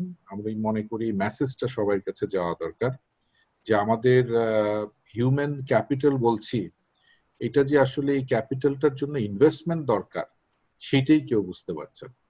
এই হিউম্যান ক্যাপিটাল কিন্তু অটোমেটিক হয় না, এখানে ইনভেস্টমেন্ট লাগে। আমার একটা প্রশ্ন আছে, আমি এতক্ষণ ধরে শুনছিলাম, আমি শাহরিয়ার। আমার প্রশ্নটা হচ্ছে যে ধরেন বুঝলাম আমাদের হিউম্যান রিসোর্সের অনেক ঘাটতি আছে, কিন্তু মানুষের তো এই মার্কেট, ক্যাপিটাল মার্কেট নিয়ে কনফিডেন্সেরও অভাব আছে। এটা হলো জেনারেল পিপল যারা ইনভেস্ট করবে। সো ওই জায়গার তো জিনিসটা কিভাবে আমরা অ্যাড্রেস করতে পারি? এটার পাশাপাশি। জি, মানে আজকের তো আলোচনার বিষয় ছিল যদিও আমি capital আমি markets জানি সেই তারপরে জন্য একটু যদি টাচ করে ওইটারই যান। তো যাই হোক, এটা আপনারা সবাই একটু করবেন যে আমাদের সব জায়গাতেই যে কোনো ফোরামেই থাকি আমরা একটু চেষ্টা করব আমাদের যে কোনো পর্যায়ে হোক হিউম্যান ক্যাপিটাল ডেভেলপমেন্ট, আপনারা আপনাদের প্রতিষ্ঠানে একটু ইন্টার্নশিপের সুযোগ বাড়িয়ে দিবেন। আপনারা জি। আপনাদের প্রতিষ্ঠানে যারা গ্র্যাজুয়েট হয় তাদেরকে আধা বছর বা 1 বছর চাকরির একটু এক্সপেরিয়েন্সের সুযোগ দিয়ে বিফোর মাস্টার্স এর তাদের ক্লাস শুরু হয় বা এরকম একটা গ্যাপে এই ওয়ার্ক প্লেস এক্সপেরিয়েন্স আর পুঁথিগত বিদ্যা টোটাল জিনিস আলাদা, এবং এটার কম্বিনেশন ছাড়া একটা ভালো প্রোডাক্ট তৈরি হয় না। ভালো প্রোডাক্ট তৈরি না হলে তার মাথাই খুলে না, মাথা না খুললে কোনো ইনোভেটিভ প্রোডাক্ট আর আসে না, ইনোভেটিভ প্রোডাক্ট না আসলে বাজারে নতুন কিছু আর আসে না, নতুন কিছু না আসলে বাজার এক্সপ্যান্ড করে না, এক্সপ্যান্ড না করলেই বাজারে আর ব্যবসা বাড়ে না। সেই একই প্রোডাক্ট একই মার্কেট একই কাস্টমার নিয়ে যখন 10টা ব্যাংক 30টা ব্যাংক 50টা ব্যাংক দৌড়াদৌড়ি করে তখন কি হবে? 50টা ব্যাংকের বাজার মার্কেট তো একই। তাই আমাদের এখন ইনোভেশন দরকার, ইনকুবেটর দরকার, হিউম্যান ক্যাপিটাল দরকার, এবং এর মাধ্যমেই ব্যাংকিং সেক্টরেও আজকে যে সমস্যা, ইন্স্যুরেন্স সেক্টরে তো মহা সমস্যা, সেই সাথে আমাদের ক্যাপিটাল মার্কেটের সমস্যা। আমি মনে করি ফাইন্যান্সিয়াল লিটারেসি, এই এডুকেশন, হিউম্যান ক্যাপিটাল ডেভেলপমেন্টের ইনভেস্টমেন্ট বাংলাদেশে এই মুহূর্তে ডিমান্ড অফ দ্য ডে। আমরা সেই আগের শুধু এগ্রিকালচার বেসড ইকোনমি না, আমাদের এখন এগ্রিকালচারেও কিন্তু এডুকেশন দরকার হচ্ছে। সুতরাং এখন এটাকে খুবই ভালোভাবে সেগমেন্টেড করে, আমি শব্দটা অনেকে পছন্দ করে না তাও বুঝার সুবিধার্থে বলি, white collar job and blue collar job. তো আপনারা খারাপ ভাবে নিয়েন না যে কথাটা অনেক সময় আমি দেখেছি শুনতে পছন্দ করে না। আমাদের এটা ভাগ করে ফেলতে হবে, আমাদের কোথায় কতটুকু হিউম্যান ক্যাপিটাল দরকার কোন সেক্টরে। আমাদের কিন্তু এখন ইঞ্জিনিয়ারিং, ভোকেশনাল ট্রেনিং এবং মেকানিক্যাল ইস্যুস নিয়ে আমাদের কাজ করার ব্যাপক একটা সুযোগ হয়েছে, কিন্তু ওইদিকে কেউ যাচ্ছে না। সেইটাও খেয়াল করতে হবে, যার জন্য গার্মেন্টস সেক্টর যারা খুব ভালো ফ্যাক্টরি রেগুলার বেতন দেয়, এভরিথিং ইজ ফাইন, তাদেরও 20 থেকে 28% এখন ওয়ার্কার শর্টেজ। তো এইভাবে আসলে সব দিকে আমরা আটকিয়ে যাচ্ছি। তাই একটা প্রপার প্ল্যানিং করে হিউম্যান ক্যাপিটালে ইনভেস্ট করতে হবে। আর আমার চলে যাওয়ার আগে আমি শাহরিয়ার সাহেবকে বলছি যে আমরা চেষ্টা করছি আস্থা ফেরানোর জন্য। আমাদের আস্থা ফেরানোর জন্য আমাদের যত রকমের ইনোভেটিভ প্রোডাক্ট, নতুন আইপিও ভাইব্রেন্ট করার জন্য বন্ডে আমরা রেগুলার উৎসাহ দিচ্ছি।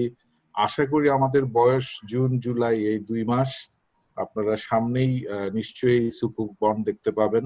আপনার খুব শিগগিরই ভালো ভালো কোম্পানির কিছু বন্ড আসবে, আপনারা নিশ্চয়ই সাবস্ক্রাইব করবেন। আজকে ভালো লাগলো বাংলাদেশ ব্যাংক তার এক্সপ্যানশনারি মনিটারি পলিসি ডিক্লেয়ার করেছে, সেখানে রেপো রেট এবং তাদের অন্যান্য রেট গুলো কিছু কমেছে দেখলাম, সেটা আমাদের জন্য ভালো। তো সেই জন্য আশা করি বন্ড আরো পপুলার হবে। আর অল্টারনেটিভ ট্রেডিং বোর্ড সহ অন্যান্য বোর্ডগুলো আমরা ঢাকা স্টক এক্সচেঞ্জকে সাংঘাতিক চাপে রেখেছি। এই বোর্ডগুলা যখন ঠিকভাবে ফাংশন করবে, আমাদের বন্ডগুলা এবং ব্যাংকের এই হাজার হাজার কোটি টাকার যে পারপেচুয়াল বন্ড এগুলো আসছে ট্রেডিং এর জন্য, আমাদের সবকিছু যখন এখানে ট্রেডিং শুরু হবে, এসএমই বোর্ডটাও আমরা খুব স্ট্রেংথেন করার চেষ্টা করছি। এগুলা সব হয়ে গেলে আর আইটি প্ল্যাটফর্মে কালকে রাত্রে আমি ওয়াশিংটনে ওয়ার্ল্ড ব্যাংকের সাথে মিটিং করলাম। আমি খুব আশাবাদী যে এখন কিন্তু আরেকটু আশার কথা বলি, ওয়ার্ল্ড ব্যাংক, আইএফসি, এডিবি সব আমাদেরকে ফাইন্যান্স করতে যাচ্ছে, এবং আমি ওয়ার্ল্ড ব্যাংকের সাথে কালকে খুবই ফ্রুটফুল ডিসকাশন করেছি। আমি আশা করছি আমাদের টোটাল আইটি ব্যাকবোন একদম ফুল আইটিতে নিয়ে যাওয়ার জন্য, মানে পাম টপ পর্যন্ত, এটার জন্য যে ইনফ্রাস্ট্রাকচার সেটার ফাইন্যান্সিংটা আমরা লোন না গ্র্যান্ট হিসেবেই পাবো। আর যেটা আমাদের সরকারও অনুমতি দিয়েছেন, আমার আজকে কাগজে চলে গেছে, ডিজিটাল ট্রান্সফরমেশন কনসালটেন্টের অ্যাপয়েন্টমেন্ট, সেটাও হয়ে যাচ্ছে, এবং আইসিবি কে স্ট্রেংথেন করার জন্য আমরা খুব শিগগিরই কাজ শুরু করছি আগামী সপ্তাহ থেকেই। তো সব মিলে আমরা খুব আশাবাদী, আপনারা দোয়া করবেন। বাজারে কিন্তু গত 5 দিনে মনে হচ্ছে যে একটু একটু পজিটিভ ট্রেন্ড আপনারা নিশ্চয়ই খেয়াল করেছেন। 50 কোটি টাকা দিয়ে শুরু করেছিলাম ট্রানজেকশন, এখন 400 কোটি প্লাস, আজকেও 400 কোটি থেকে বোধহয় কয়েক লাখ কম, গত 2 দিন 450 কোটির কাছাকাছি ছিল। তো বাড়ছে আস্তে আস্তে। আমি কত 3960 দিয়ে বাজার শুরু করেছিলাম, আজকে ইন্ডেক্স দেখলাম প্রায় 4175-76 এর মতো। মানে প্রায় 200+ পয়েন্ট বেড়ে গেছে এবং ট্রেন্ড পজিটিভ। তো সব মিলিয়ে মনে হচ্ছে যে আমরা আপনাদের সবাই আস্থা, আশা, ভরসা এই সবকিছু বোধহয় গ্র্যাজুয়ালি আসবে, তবে সেটা একা কেউ পক্ষে সম্ভব না। আমাদের সবাইকে একসাথে কাজ করতে হবে। আমরা একা কি করব? সবই কি আর এসিসি পারে? এখানে স্টক এক্সচেঞ্জের ভূমিকা পালন করতে হবে, মার্কেট ইন্টারমিডিয়েটস পালন করতে হবে, আমাদের যারা এখানে বিনিয়োগকারী তাদেরও ভূমিকা পালন করতে হবে। আর কিছু কিছু ক্ষেত্রে আমি বলবো যে আমাদের দেশের স্বার্থ রক্ষার জন্য অনেককে কাজ করতে হবে। এই দেশটা আমাদের, এবং এখানে আমরা অ্যাটলিস্ট যাতে দেশের এই ক্যাপিটাল মার্কেটের স্বার্থ রক্ষা করতে পারি, বিনিয়োগ রক্ষা করতে পারি। আমাদের ফাইন্যান্সিয়াল লিটারেসির দুর্বলতার কারণে খুব লিটারেটরা যাতে এই বাজার থেকে খুব বেশি সুবিধা নিয়ে আবার চলে না যেতে পারে, সেটাও কিন্তু আমাদেরকে খেয়াল রাখতে হবে। অনেক পয়েন্টই তো রিচ করেছেন, আপনি বলেছেন। তো এই যে হিউম্যান ক্যাপিটাল ডেভেলপমেন্টের জন্য আপনি একটা পয়েন্ট বললেন যে ইনভেস্টমেন্ট দরকার। সো ইনভেস্টমেন্টটা স্যার কোথা থেকে আসবে? Is it from the government, private sector? আপনারা যেমন, আপনি ইউনিভার্সিটির টিচার, আপনারাই তো আসলে এই হিউম্যান ক্যাপিটালটা ডেভেলপমেন্টে প্রাইমারি রোলটা প্লে করে থাকেন। সো এই ইনভেস্টমেন্টটা স্যার, এই দায়িত্বটা কার? না, আমি এই জন্যই তো এখানে বললাম একটু আগে যে আমি যখন ফিল করেছি, আমি প্রত্যেক ডিপার্টমেন্টে প্রফেশনালদের জন্য masters programme weekend and evening চালু করলাম, এবং সেখানে 2 বছর অ্যান্ড প্লাস যাদের ওয়ার্ক এক্সপিরিয়েন্স এবং কাজে আছে শুধু তারাই অ্যাডমিশন নিতে পারতো। তো সেইটাও আবার ভর্তি পরীক্ষা নিয়ে করতাম। তো যাই হোক, সেইটা করতে গিয়ে আমাদের উদ্দেশ্যই ছিল যে যারা এই ইনফিল্ড আছে তারা যাতে এখন ট্রেইনড হয়। এখন সমস্যা বাংলাদেশে কি, আপনি বাংলা পড়ে ব্যাংকে চাকরি করেন, আপনি হিস্ট্রি পড়ে ইন্স্যুরেন্সে চাকরি করেন, আপনি সায়েন্সের ফিজিক্স পড়ে এখন অ্যাসেট ম্যানেজমেন্ট কোম্পানিতে চাকরি করেন। তখন হয় কি, আপনার এই বড়র যে শিক্ষাটা এটা খুব কমই এখানে কাজে লাগে, যার জন্য আপনার ইন্টারমিডিয়েট পর্যন্ত এডুকেশনটা আপনার কর্মক্ষেত্রে কাজে লাগছে। আমি তখন এদেরকে মাস্টার্সের জন্য নিয়ে আসছি, এনে আমি প্রথম 1 বছর তাকে এলিমেন্টারি কোর্সগুলো শিখাচ্ছি, বেসিক্স শিখাচ্ছি, আর সেকেন্ড ইয়ারে, মাস্টার্সটা 2 বছরের, সেকেন্ড ইয়ারে গিয়ে তাকে ইনডেপথ প্রফেশনাল যে জিনিসগুলো জানা উচিত, প্রথমে আমরা ফান্ডামেন্টাল কোর্সগুলো পড়াই, তারপরে গিয়ে কোর পড়াই, তারপরে গিয়ে তাকে হায়ার গ্রেডের এডুকেশন, এরকম আমরা তাদেরকে সিলেবাসটা ডিজাইন করেছিলাম ওইভাবে, এখনো পড়াচ্ছে ওরা। তো সেই ভাবেই আমরা প্রফেশনাল তৈরি করেছি। ঢাকা ইউনিভার্সিটি দায়িত্ব পালন করছে, আমাদের দেখা দেখি কুমিল্লা, জগন্নাথ, চিটাগং চালু করে ফেলছে। ইন্স্যুরেন্স ডিপার্টমেন্টই ছিল না, আমি ফাইন্যান্স ডিপার্টমেন্ট থেকে বের হয়ে ব্যাংকিং করলাম, ব্যাংকিং থেকে ইন্স্যুরেন্স করলাম। ইন্স্যুরেন্স ডিপার্টমেন্ট চালু হওয়ার পরই মাস্টার্সে ইন্স্যুরেন্স স্ট্রিম চালু করলাম প্রথম। এখন প্রথম ইন্স্যুরেন্স পড়ে MBA করে ছাত্ররা ঢাকা ইউনিভার্সিটি থেকে গত 3-4 বছর যাবত বের হচ্ছে। সেটা কপি করলো চিটাগং ইউনিভার্সিটি, রাজশাহী ইউনিভার্সিটি, সেটাও আসছে। এখন ইন্স্যুরেন্স স্ট্রিমে ফ্রেশ ব্লাড ঢুকছে। এরা কিন্তু যখন ঢুকবে, ইন্স্যুরেন্স পড়ে এসে ঢুকবে, ওরা তখন ব্যাংকে যাওয়ার আর চিন্তা করবে না, কারণ ওদের ব্যাংকিং নলেজ অনেক কম। আবার এদিকে আমরা ঢাকা ইউনিভার্সিটি তার রোল প্লে করলো, গভর্নমেন্টকে দিয়ে অ্যাকচুয়ারির ফুল ফান্ডিং করাচ্ছি, 8-10 কোটি টাকা করে পার বছর লাগবে, এখন পুরো টাকা গভর্নমেন্ট দিচ্ছে। তো 5 বছরে 25 জন করতে গভর্নমেন্টের এখন 50 কোটি টাকা ইনভেস্ট করতে হচ্ছে। তো গভর্নমেন্ট করছে, ঢাকা ইউনিভার্সিটি করছে, আমরা সবাই যদি যে যার অবস্থান থেকে করি, এইসব কর্পোরেশন কোম্পানিগুলা তারাও যদি হিউম্যান ক্যাপিটাল এগিয়ে আসে, ট্রেনিং এর জন্য পয়সা দেয়, যেসব ছেলে পেলে ইউনিভার্সিটিতে গিয়ে একটা মাস্টার্স করলে তার কর্মক্ষেত্রে ভালো করবে, টাকার অভাবে পারছে না, যার 2-4-5-8 হাজার টাকা দেওয়ার ক্ষমতা নাই, আমি অনেক ইন্স্যুরেন্স কোম্পানিকে রিকোয়েস্ট করেছিলাম যে আপনারা আপনাদের স্টাফ সবাইকে পাঠান, ঘুরায় ঘুরায় 4-5 জন করে, সবাই ডিগ্রিটা করুক, আপনার এখানে কিন্তু আউটপুট অনেক ভালো আসবে। দুঃখজনক হলো খুব অল্প কয়টা কোম্পানি 2-4 জনকে করে পাঠাতো। আমি ইড্রাকে দিয়ে ম্যান্ডেটরি করালাম যে বছরে 2-4টা ছেলেকে পাঠাতেই হবে মাস্টার্সের জন্য, সেই কথাও কেউ শুনে না। এইভাবে করলে তো আমরা তখন বেটার রেজাল্ট পাবো না। আমাদেরকে হিউম্যান, আমাদের যে ওয়ার্ক ফোর্স, তার ডেভেলপমেন্টে ক্যাপিটাল হিসাবে ইনভেস্টমেন্ট লাগবে। এটা আপনাদের, আমি আশা করব বিজনেস স্ট্যান্ডার্ড পত্রিকা এটাকে সুন্দর করে এগিয়ে নিয়ে যাবে, এবং আজকের যে গ্যাদারিং এত হাই প্রোফাইল, তারাও তাদের প্ল্যাটফর্ম থেকে যদি এই মেসেজগুলো দিয়ে দেয়, দেশের উন্নয়নে ব্যাপক ভূমিকা রাখবে। মোহন ভাই, আপনি তো আলোচনাটা অনেকই শুনেছেন, আপনারও অনেক এক্সপিরিয়েন্স, আপনি ব্যাংকার হিসেবে, এখন আপনি PwC-র বাংলাদেশের ম্যানেজিং পার্টনার, আপনি সেখানে প্রাইভেট সেক্টরটাকে অনেক ঘনিষ্ঠভাবে দেখছেন।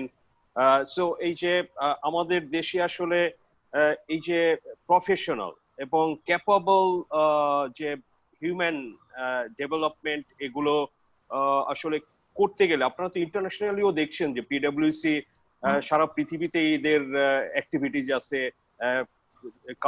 কনসালটেন্সি আছে। সো আপনি এই যে সব আলোচনা শুনলেন, তো এখান থেকে আসলে বাংলাদেশ কিভাবে আমরা ইকোনমিক্যালি, তো আমরা কোভিডটা আসার আগ পর্যন্ত আমরা অনেকটা ফ্লাইং মোডে ছিল বাংলাদেশ এবং ইকোনমি খুব র্যাপিডলি ডেভেলপ করছিল।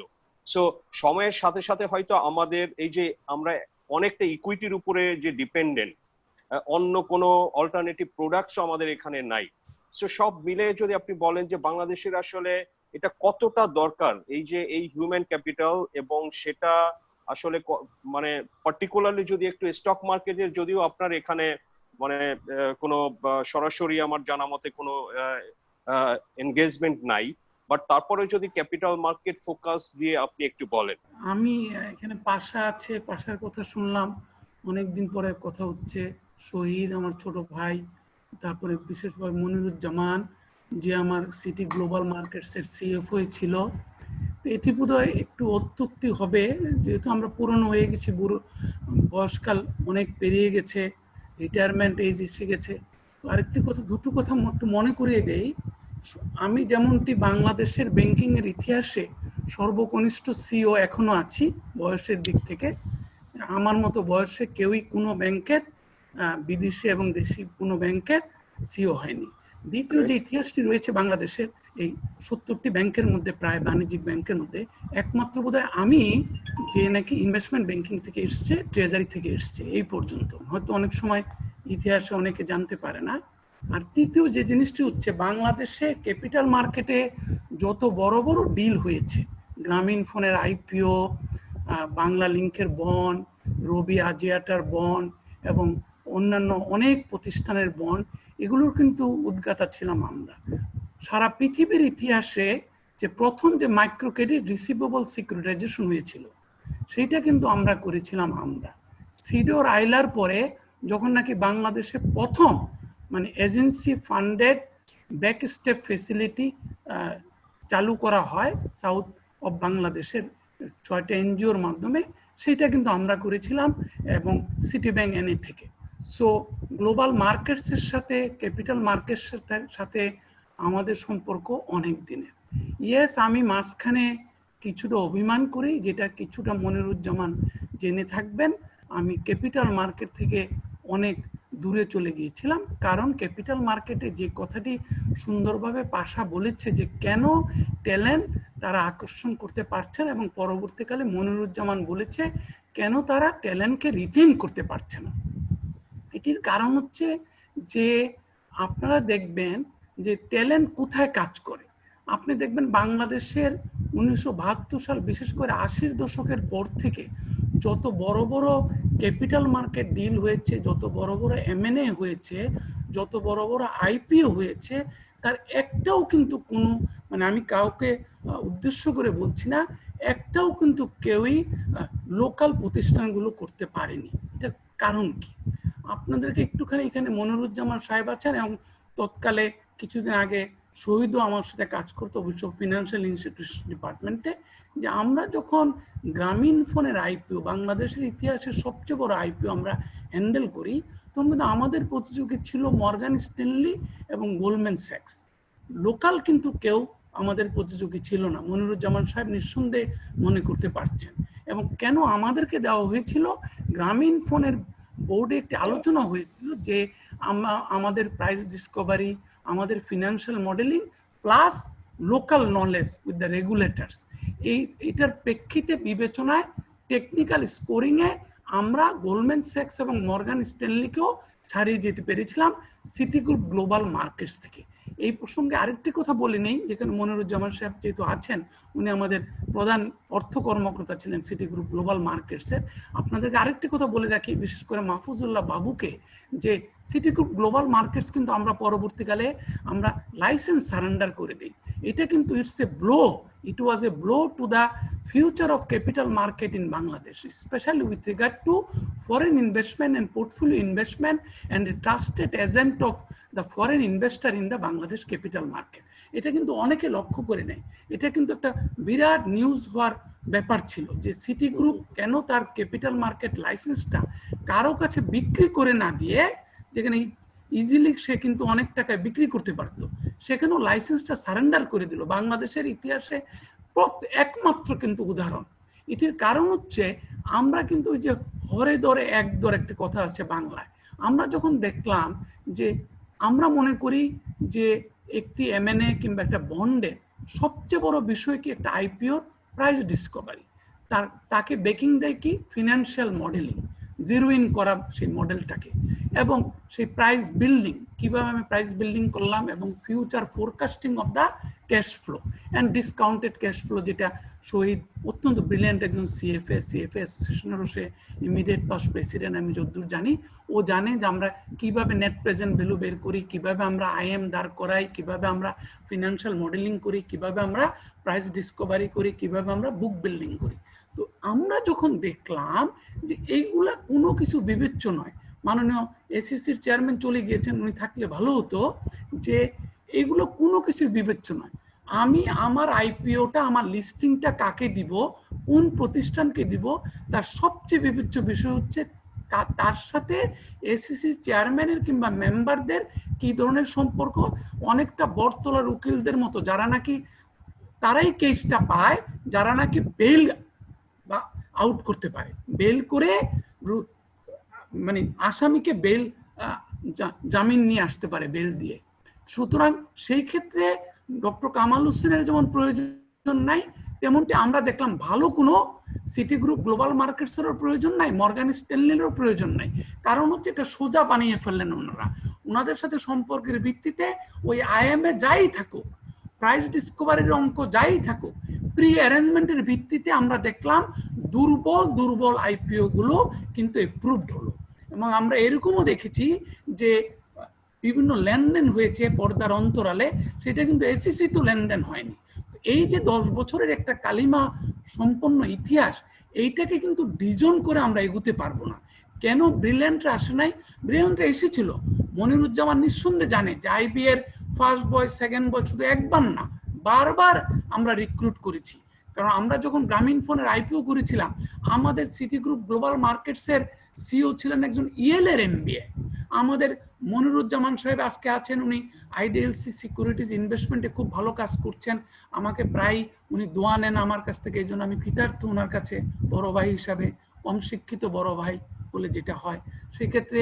কিন্তু এখন কেন তারা নাই? তারা ঠিকই কিন্তু ওই লোকগুলো গিয়ে তারা লন্ডনে, তারা নিউ ইয়র্কে ভালো ভালো ইনভেস্টমেন্ট ব্যাংকে কাজ করছে। তারা যখন দেখছে ফিনান্সিয়াল মডেলিং এর কোনো দাম নেই, তারা যখন দেখছে প্রাইস ডিসকভারির অঙ্কের কোনো দাম নেই, এইখানে আইপিও কিংবা লিস্টিং এর দায়িত্ব পাওয়ার, ক্যাপিটাল ইস্যুয়েন্সের দায়িত্ব পাওয়ার প্রধান শর্ত হচ্ছে আমি কিভাবে ওই বটতলার উকিলের মতো তাড়াতাড়ি বেল করে আনতে পারবো, তাড়াতাড়ি আইপিওটার অ্যাপ্রুভাল আনতে পারবো সিকিউরিটিজ এক্সচেঞ্জ কমিশন থেকে। সেখানে তো ব্রিলিয়ান্ট লোকের কোনো দরকার নেই। সে আরেকটা উদাহরণ দিয়ে আমি শেষ করব। সাজ্জাদ, আপনি বোধহয় কিছুটা জেনেছেন, গেল 5 বছরে যত বড় বড় ডিল হয়েছে, এই প্রত্যেকটা ডিল কিন্তু কোনো high street capital market intermediary করে নাই। এই ডিলগুলো মানে সাধারণভাবে করেছি, সেটা শহীদ এবং মনিরুজ্জামান অবশ্যই জানবেন, আপনিও কিছুটা জানবেন। আমরা কিন্তু করেছি পিডব্লিউসি থেকে। আমরা আরেকটা জিনিস দেখিয়েছি, এই যে জেটিআই বাংলাদেশের ইতিহাসের সবচেয়ে বড় এফডিআই, সেটা কিন্তু করেছি আমরা। Commercial due diligence, financial due diligence, tax due diligence. Shanghai and Shenzhen stock exchange invest করেছে, 25% ইনভেস্ট করেছে। শহীদ জানে, আমার ভাই পাশা জানে যে এইটার কিন্তু ফিনান্সিয়াল ডিউ ডিলিজেন্স করেছিল সাইটিক হংকং এবং বাংলাদেশের আরেকটি এটি ক্যাপিটাল, সাইটিক হংকং এর নিযুক্ত এজেন্ট হিসাবে। আর commercial due diligence, financial due diligence, valuation সবকিছু আমরা করেছি। তেমনটি আপনি বলেন যে রিসেন্টলি যে হলো যে বিকাশ ইনভেস্ট করলো আলিপে, চায়নার এন্ড ফাইন্যান্সিয়াল সার্ভিস 20% কিনে নিয়েছে বিকাশের, সেটা কিন্তু আমরা করেছি। এটা কেন? এই যে মাননীয় এসিসি চেয়ারম্যান বলেছেন যে একচুয়ারি নাই, ভ্যালুয়েশন করার লোক নাই, এবং এই লোকগুলো স্বাভাবিকভাবেই ক্যাপিটাল মার্কেটে যেতে চায় না।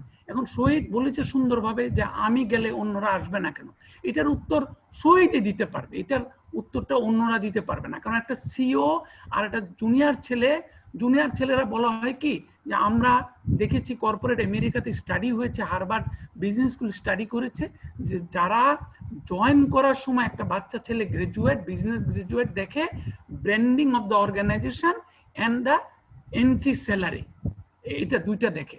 এবং কেন চলে যায়, আবার কর্পোরেট আমেরিকা আরেকটা স্টাডি করেছে হার্ভার্ড বিজনেস স্কুল যে কেন লোকজন চলে যায়, তখন বলেছে লোকজন চলে যায় জয়েন করে বেতনের জন্য এবং ব্র্যান্ডের জন্য। চলে যায় কেন?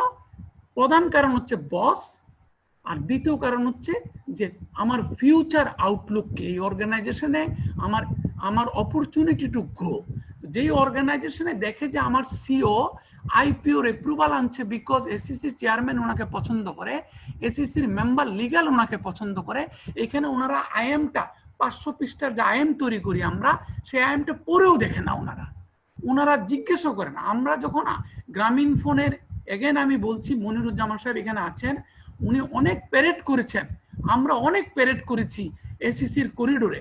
আমাদের বাংলাদেশ ব্যাংকের একজন ফরমার এক্সিকিউটিভ ডিরেক্টর, উনি যখন আমাদেরকে জ্ঞান দিচ্ছিলেন যে প্রাইস ডিসকভারির উপরে, কেন 10 টাকার ফেসগুলো হবে, কেন 100 টাকা হবে না, কেন 1 টাকা হবে না, সেগুলা this is not acceptable because we are the only 10 people.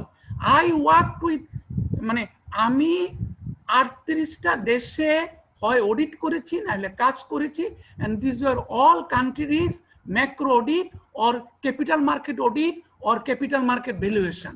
সুতরাং আমার কলিগ মনিরুজ্জামান, আমার কলিগ শহীদ এগুলো জানে। তো আমাকে যদি একটা এসিসির মেম্বার ডেকে বলেন যে গ্রামীণ ফোনের মতো একটা ক্লায়েন্ট, টেলিনরের মতো একটা ক্লায়েন্ট, যে আমরা তাকে নিব না, তাকে হয়রানি করব, আবার আমরা শুনি যে কিছু যদি পর্দার অন্তরালে কিছুভাবে ম্যানেজ করা হয় তখন আবার হয়ে যাবে, তখন তো ভালো কেউ আসবে না।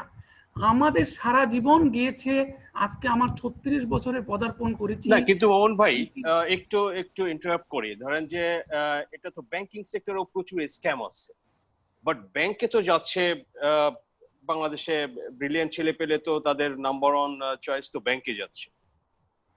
হ্যাঁ, এটা সত্যি কথা বলেছেন, কিন্তু ক্যাপিটাল মার্কেট সেভাবে টানতে পারে না। ব্যাংকে তো প্রচুর বড় বড় সিন্ডিকেশন হয়। আপনি দেখেন ব্যাংকগুলোতে, শহীদকে জিজ্ঞাসা করেন একজন ব্রিলিয়ান্ট সিএফএ, মনিরুজ্জামানকে জিজ্ঞেস করেন একজন সিএফএ, একজন ব্রিলিয়ান্ট এমবিএ, তারা ব্যাংকে কেন জয়েন করেছিল, তারা কেন সিটি ব্যাংকে জয়েন করেছিল, তারা কেন বড় বড় ব্যাংকে জয়েন করেছিল, তারা তাদের উত্তরটা দিতে পারবে।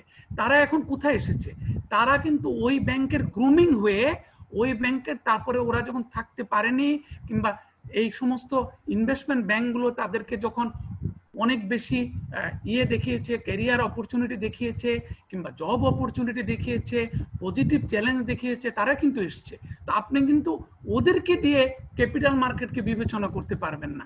আমি আজকে যদি জয়েন করি একটা ক্যাপিটাল মার্কেটের উইংয়ে, আমিও চেয়েছিলাম, আমিও কিন্তু অ্যাপ্লাই করেছিলাম with my city bank Switzerland, city bank London, city bank Singapore, city bank Hong Kong এর বন্ধুদেরকে নিয়ে। মনিরুজ্জামান সাহেব জানেন, সমস্ত বিদেশিরা যাদের সারা জীবন ইনভেস্টমেন্ট ব্যাংকে ব্যয় করেছেন, আমি কিন্তু একটা লাইসেন্স চেয়েছিলাম, অ্যাসেট ম্যানেজমেন্ট কোম্পানির লাইসেন্স।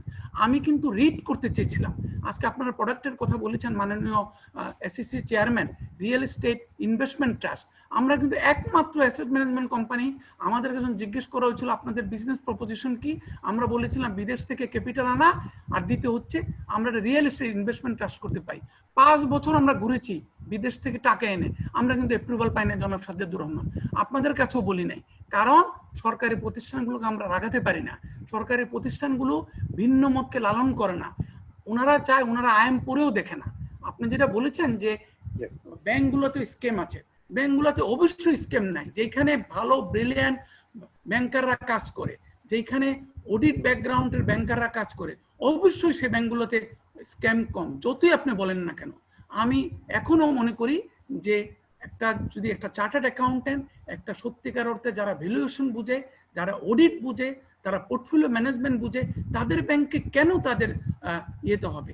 আমি তো আইডিএলসিতে দেখছি না যে স্ক্যাম হচ্ছে, অনেক কম। যদি আমার জানা মতো হয়নি, তো তো এগুলার কারণ না, ভালো প্রতিষ্ঠানকে কিন্তু আবার ক্লায়েন্টরা বুঝতে পারে যে এটা কোন ব্যাংকটা ভালো বা আইডিএলসি ভালো কিনা খারাপ বা লঙ্কা বাংলা কেমন, পিপল ক্যান আন্ডারস্ট্যান্ড। জি মামুন ভাই একটু আমি শেষ করে দিচ্ছি। ওই মনিরুজ্জামান যেই ছেলেটির কথা বলল যে আমার ছেলেটাকে রক্ষা করতে পারলাম না, বুয়েট এবং এমবিএ আইবিএ ব্রিলিয়ান্ট ছেলে, ওই ছেলেটা এখন কোথায়? তো ওকে যদি আপনি প্রশ্ন করেন পরের বার পিডব্লিউসি থেকে, ও আমাদের ডিলসের হেড, কর্পোরেট ফিনান্সের হেড, তো ওকে যদি জিজ্ঞেস করেন তুমি কেন পাই আইডিএলসি ছেড়ে কেন পিডব্লিউসিতে আসলে, তাহলে কিন্তু উত্তরটা পেয়ে যাবেন। It is very easy. আপনার ছোট ভাইও আছে, আপনি নিজেও একজন এমবিএ, আপনি নিজেও জানেন যে কেন তারা ওখানে যাচ্ছে না। কারণটা হচ্ছে ওই যে কেন আমি জয়েন করব, will I be intellectually challenge. আমি কোনো প্রতিষ্ঠানে আমি সিটি ব্যাংক ছেড়ে আমি কেন পিডব্লিউসি তে এসেছি, বিকজ পিডব্লিউসি is a repository of all brilliant minds. আমার 55% অফ মাই কলিগস তারা চার্টার্ড অ্যাকাউন্টেন্ট হতে পারে, তারা এমবিএ হতে পারে, তাদের 55% অফ মাই কলিগস গুগলের পরে যাদেরকে বলা হয় second biggest employer of techies, সেটা কিন্তু হচ্ছে পিডব্লিউসি। 55% of my colleagues are engineers. এইগুলা কিন্তু আপনাদেরকে টিবিএ যেহেতু একটি অত্যন্ত ফরওয়ার্ড লুকিং একটি পত্রিকা, আমরা অত্যন্ত আনন্দিত যে আপনারা এই টিবিএসটা করেছেন। আমি প্রতিদিন টিবিএস পড়ি এবং নতুন নতুন একটি জিনিস দেখি, এবং আপনারা একটা নিউজ করেছেন, এটা আমি অবশ্যই বলেই ধন্যবাদ দিয়ে আমি শেষ করব, এখানে শাহরিয়ারও আছে, যে সেটা হচ্ছে যে কোন কোন শেয়ারে ইনভেস্ট করা উচিত, গুড টু বাই। এটা কিন্তু আমরা আমেরিকায় যখন পড়াশোনা করেছি, লন্ডনে যখন পড়াশোনা করেছি, আমরা কিন্তু ফিনান্সিয়াল টাইমসে, আমরা কিন্তু ওয়াল স্ট্রিট জার্নালে, আমরা কিন্তু বিভিন্ন ওয়েবসাইটে, মর্গান স্ট্যানলি, মেরিল লিঞ্চের, শহীদ জানে, শহীদ তো একজন এক্সামিনারও সিএফ এর, মনিরুজ্জামানও সম্ভবত একজন এক্সামিনার, সো ওরা জানে, আমরা কিন্তু এটা লিখতাম যে আমাদের ইনভেস্টমেন্ট ব্যাংক থেকে গুড টু বাই। তো এটা কিন্তু প্রথম আমি দেখলাম, I was so thrill. Sajjad, please convey my regards and congratulations এই মাহফুজুল্লাহ বাবু করেছিল এটা, টিবিএস করেছে, এটা কিন্তু ফার্স্ট টিবিএস করেছে। সো এই কারণে টিবিএস এর কাছে উত্তর আছে যে কেন ব্রিলিয়ান্ট ছেলেরা ক্যাপিটাল মার্কেটে এখনো আসছে না। বাট আমি মনে করি এই ধরনের আলোচনা হলে, এই ধরনের টিবিএস যদি আলোচনা শুরু করে, শহীদ যদি এগিয়ে আসে, মুনির যদি এগিয়ে আসে, পাশা সত্যিকার অর্থে ক্যাপিটাল মার্কেটের হয়তো শুরু করে নেই, ট্রেজারিতে শুরু করেছে, কিন্তু পাশে অনেক ভালো করেছে, ব্যাক ইপিএলে আমরা অনেক কাজ করেছি ওর সাথে মিলে। আশা করি আমরা আমাদের ভবিষ্যৎ সুন্দর হবে। সবচেয়ে বড় কথা হচ্ছে গভর্নেন্সটা ইমপ্রুভমেন্ট করা, কারণ গভর্নেন্স ইমপ্রুভ না করলে পরের দিন যদি আমি যদি কলার মানে যেটা বলে কলার খোসায় যদি পা পিছলে পড়ে যাই, বিপদ কিন্তু হবে আমার, দুদক কিন্তু আমার বিরুদ্ধে কেস করবে, তখন কিন্তু আমি এসিসি কে দোষ দিতে পারবো না। সুতরাং এই কারণও আরেকটা কারণ হচ্ছে এসিসি শক্তিশালী না করে ক্যাপিটাল মার্কেটে আপনি ব্রিলিয়ান্ট ছেলেদেরকে অ্যাট্রাক্ট করতে পারবেন না। ভাই আমরা একটু রিক্যাপ করব, বাট শহীদ ভাই, পাশা ভাই, মনির ভাই, আপনাদের যদি কোনো নতুন পয়েন্ট আপনারা বলতে চান সেটা বলতে পারেন। বাট আমার একটু প্রশ্ন ওনাদের তিনজনের কাছে, যে মামুন ভাই যে পয়েন্টটা বললেন, আপনারা আসলে সেটা কি মনে করেন? এই ঘটনা আমরাও শুনি বা বিভিন্ন সময় নিউজ রিপোর্টে এসেছে যে অনেক প্রি অ্যারেঞ্জমেন্টে আইপিও, আন্ডার কোয়ালিটি আইপিও, এবং আমরা দেখেছি সেটা গত কয়েক বছরে যে আপনার 100-র উপরে আইপিও এসেছিল, বেশিরভাগই আন্ডার কোয়ালিটি ছিল, এবং সেখানে তো যারা এখানে ইন্টারমিডিয়ারিজ ছিল বা যারা এটার সাথে এনগেজ ছিল, সবাই এখানে মেবি পার্ট। এখন সেটা কি বেসিক্যালি এই যে মামুন ভাই যেটা বললেন যে এই জিনিসটা আসলে না করলে, ট্রান্সপারেন্সি, আপনার এই যে কোয়ালিটি, প্রপারলি আইএমটা পড়ে সেটা ডিসিশনটা নেওয়া, সো এখানে কি আসলে আপনারা তো সরাসরি এই মার্কেটের সাথে আছেন এখন পর্যন্ত, সো আপনারা আসলে এখানে কি কি আপনাদের অবজারভেশন একটু যদি। আমার অবজারভেশন অ্যাকচুয়ালি, মানে I completely agree with Mamun ভাই। আমাদের দেশে যে ধরনের আইপিও আসে বা আইপিও আসার যে বেসিস, এগুলো ডেফিনেটলি অফকোর্স আসার কথা না। অনেক কোম্পানি আমাদের দেশে লিস্টেড হয়েছে গত অনেক বছরে, যেগুলো কোম্পানি, এগুলো প্রকৃত অর্থে কোম্পানি না ইন এ সেন্স, এই সমস্ত কোম্পানি কোনো ব্যাংক থেকে লোনও নিতে পারে না। লোন নিতে গেলে কি করতে হয়, ওই স্পন্সরের পার্সোনাল গ্যারান্টি নিতে হয়। যদি স্পন্সরের পার্সোনাল গ্যারান্টি নিয়ে একটা কোম্পানি যদি লোন নিতে হয়, it's not a company in true sense, এটা হচ্ছে প্রোপ্রাইটরশিপ, রাইট? তো এই ধরনের কোম্পানি আমাদের দেশে আমাদের দেশে লিস্টেড হয়েছে। এই ধরনের কোম্পানি লিস্টেড হওয়া দূরের কথা ভাই, লিস্টেড কোম্পানি যারা মানুষের পাবলিক মার্কেট থেকে যারা টাকা রেজ করবে, যে কোম্পানিতে সাধারণ মানুষ ইনভেস্ট করবে, ইকুইটি সিকিউরিটি যে সাধারণ মানুষ ইনভেস্ট করবে, সেই সমস্ত কোম্পানির স্ট্যান্ডার্ড হতে হবে top notch, really top notch in terms of governance, in terms of transparency, এবং they have to be company in true sense. The company should be able to borrow in its own merit, not based on the personal guarantee of the sponsor. এইটা যখন হবে, এই টেস্টগুলো যখন উত্তীর্ণ হবে, তখনই একটা কোম্পানি আপনার পাবলিকলি লিস্টেডের জন্য চিন্তা করা যেতে পারে। তারপরে হচ্ছে কোশ্চেন অফ ভ্যালুয়েশন। এই যে ভ্যালুয়েশনের কথা যেটা মামুন ভাই বললেন, একটা কোম্পানি কোন ভ্যালুয়েশনে আসবে সেটা এই আপনার মার্চেন্ট ব্যাংকের সাথে রেগুলেটরের পার্সোনাল র্যাপোর ভিত্তিতে হওয়া উচিত না। এটা হওয়া উচিত ওই কোম্পানির ফান্ডামেন্টালস যেটা জাস্টিফাই করবে তার বেসিসই হওয়া উচিত। এবং তো সেই জিনিসগুলা আমাদের দেশের তো ঘাটতি আছেই, অল থ্রু আছে। এখন নতুন কমিশন আসছে, আমরা অনেকটাই আশাবাদী। মানে তো দেখা যাক মানে how things improve. Thank you Shahid ভাই। মনির ভাই, আপনি এই পয়েন্টে যদি একটু বলেন। জি, আমি কমপ্লিটলি মামুন ভাইয়ের সাথে এগ্রি করি। Good governance is a very basic founding stone for any development going ahead. আপনি যদি গুড গভর্নেন্স না থাকে, আপনার কোনো কিছু ওয়ার্ক করবে না। আপনি কনফিডেন্স কথা বলেন, হাই টার্নওভার বলেন, ভালো কোম্পানি বলেন, কিছুই ওয়ার্ক করবে না। যেটা সমস্যা হয়ে যায় যে যখন একটা কোম্পানির শেয়ার রাতারাতি ডাবল হয়ে যায়, 3 ডাবল হয়ে যায়, মানুষ কিন্তু তার বিহেভিয়ার চেঞ্জ করে ফেলে। যে ব্যালেন্স শিট অ্যানালাইজ করতে পারে, সে মনে করে যে আমি ব্যালেন্স শিট অ্যানালাইজ করে সময় নষ্ট করছি, let me chase this speculative stock এবং মেক সাম কুইক মানি। এটা এই যে বিহেভিয়ারাল যে ড্যামেজটা হয়ে যাচ্ছে, এর ফলে মানুষ তো রাতারাতি তো বড় লোক হতে পারছে না, দে আর লুজিং মানি। এখানে হয়তো বা 5-10% লোক প্রফিট করতে পারছে, কিন্তু 90% লোক ক্ষতিগ্রস্ত হচ্ছে, এবং এই ক্ষতি প্রত্যেক বছর হতে হতে হতে হতে তারা নিঃস্ব হয়ে যাচ্ছে। তারপরে এসে তারা তাদের ফ্রাস্ট্রেশন গুলো আমরা তখন রাস্তায় দেখতে পাই। আর আরেকটা বড় জিনিস আমি যেটা দেখতে পাই, যে আমাদের দেখেন এতগুলো প্রতিষ্ঠান আছে, ব্রোকারেজ হাউস, মার্চেন্ট ব্যাংক আছে, আইসিবি আছে। আইসিবি এত বড় একটা প্রতিষ্ঠান, যা 10,000 কোটি টাকা শুধুমাত্র investment, own portfolio, mutual fund গুলো সেখানেও আরো বিশাল সাইজ একটা আছে। এই পোর্টফোলিওটা আপনি যদি দেখেন, এখানে কি আপনাকে মনে হবে যে এখানে কোনো সেন্স ওয়ার্ক করেছে, এখানে কোনো লজিক ওয়ার্ক করেছে? একটা শেয়ার কেন কিনলো সেই জাস্টিফিকেশনটা কি তারা দেখাতে পারবে? এখানে প্রত্যেকটা শেয়ার, যত বাংলাদেশে লিস্টেড কোম্পানি আছে, প্রত্যেকটা শেয়ারে তাদের একটা বিনিয়োগ আছে। সো মানে কি, সে মাছ বাজারে গেলে আমরা তো দেখি যে কোনটা পচা মাছ, কোনটা ভালো মাছ, আমরা ভালো মাছটাই সব থেকে দেখি কিনি। আর ওখানে ওনারা কিনেছেন একেবারে পচা থেকে শুরু করে ভালো সবগুলোই, উইদাউট এনি বাদ বিচার, উইদাউট এনি জাজমেন্ট কল। তো এটা তো আসলে কোনো একটা দেশের সব থেকে বড় একটা প্রতিষ্ঠান, সেখানকার একটা ডিসিপ্লিন হতে পারে না, সেখানকার অ্যাপ্রোচ হতে পারে না। এবং এই জিনিসটা শুধু আইসিবি না, অনেক বড় বড় মিউচুয়াল ফান্ড, অনেক বড় বড় আর্থিক প্রতিষ্ঠান, ব্যাংক, ফাইন্যান্সিয়াল ইনস্টিটিউশনের ওন পোর্টফোলিওগুলো যদি দেখেন, সেখানে দেখবেন যে 100টা স্টক, 150টা স্টক, হ্যাঁ, অনেক জেড ক্যাটাগরির স্টক, ওটিসির স্টক। মনির ভাই, এটা কেন? আইসিবি ধরে নিলাম যে গভর্নমেন্ট প্রতিষ্ঠান, সো তাদের যারা এখানে কাজ করে তারা একটা গভর্নমেন্ট জব যারা করে তাদের একটু রেসপন্সিবিলিটি আমরা কম দেখি প্রতিটা ডিপার্টমেন্টে, মেবি সেটা একটা হতে পারে। বাট অন্য এই যে ব্যাংক গুলো বললেন বা আদার প্রাইভেট প্রতিষ্ঠান, সো এখানেও এই ধরনের ঘটনা হওয়ার কারণটা কি? আরেকটা কথা বলে নি এই প্রসঙ্গে, বিদেশি ইনভেস্টররা যখন বাংলাদেশ সম্পর্কে অ্যানালাইজ করে, সেদিনে একটা টক শোতে একজন বিখ্যাত একজন বলছিলেন যে তারা 8-10টার বেশি কিন্তু স্টক খুঁজে পান না। অথচ আমরা প্রাতিষ্ঠানিক বিনিয়োগকারী, আমরা 300, 250, 300 স্টক খুঁজে পাই। তো তাহলে আমাদের এই যে অ্যাসেসমেন্ট ক্রাইটেরিয়া, আমরা গ্লোবাল স্ট্যান্ডার্ড থেকে কিন্তু অনেক অনেক পিছিয়ে আছি। কেন পিছিয়ে আছি? বিকজ ওই অ্যাসেস করার মতো অ্যাবিলিটি, সেটা এক নাম্বার হচ্ছে বোর্ডের সেই ডাইরেকশন নাই, why the boards are allowing these things. 2 number, the CEO, those who are at the top of the managing the things, they are not able to understand the market dynamics and all the aspects of assessment of investment decision making.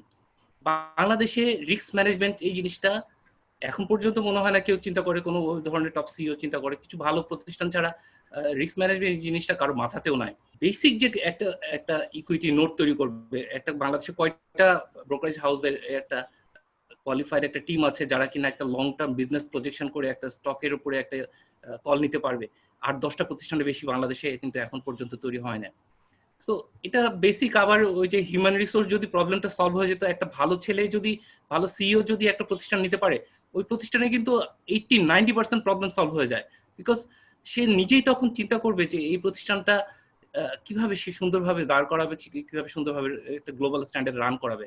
আর যখন আমরা অন্য ব্যাকগ্রাউন্ডের ইতিহাসে masters করা একজনকে যখন আমরা একটা সিইও হিসাবে একটা দায়িত্ব দিই, তাকে যদি 500 কোটি টাকার ফান্ড ম্যানেজ করতে দিই, সে তখন ব্লাইন্ডলি তার মতো করে করবে, এবং যেখানে গভর্নেন্স নাই, যেখানে অ্যাকাউন্টেবিলিটি খুবই কম, তখন সে দেখা যাবে যে 100 থেকে 150 স্টক কিনে বসে আছে, এবং কোন স্টক কেন কিনেছে সেটা সে কখনোই জাস্টিফাই করতে পারবে না। থ্যাংক ইউ ভেরি মাচ মনির ভাই।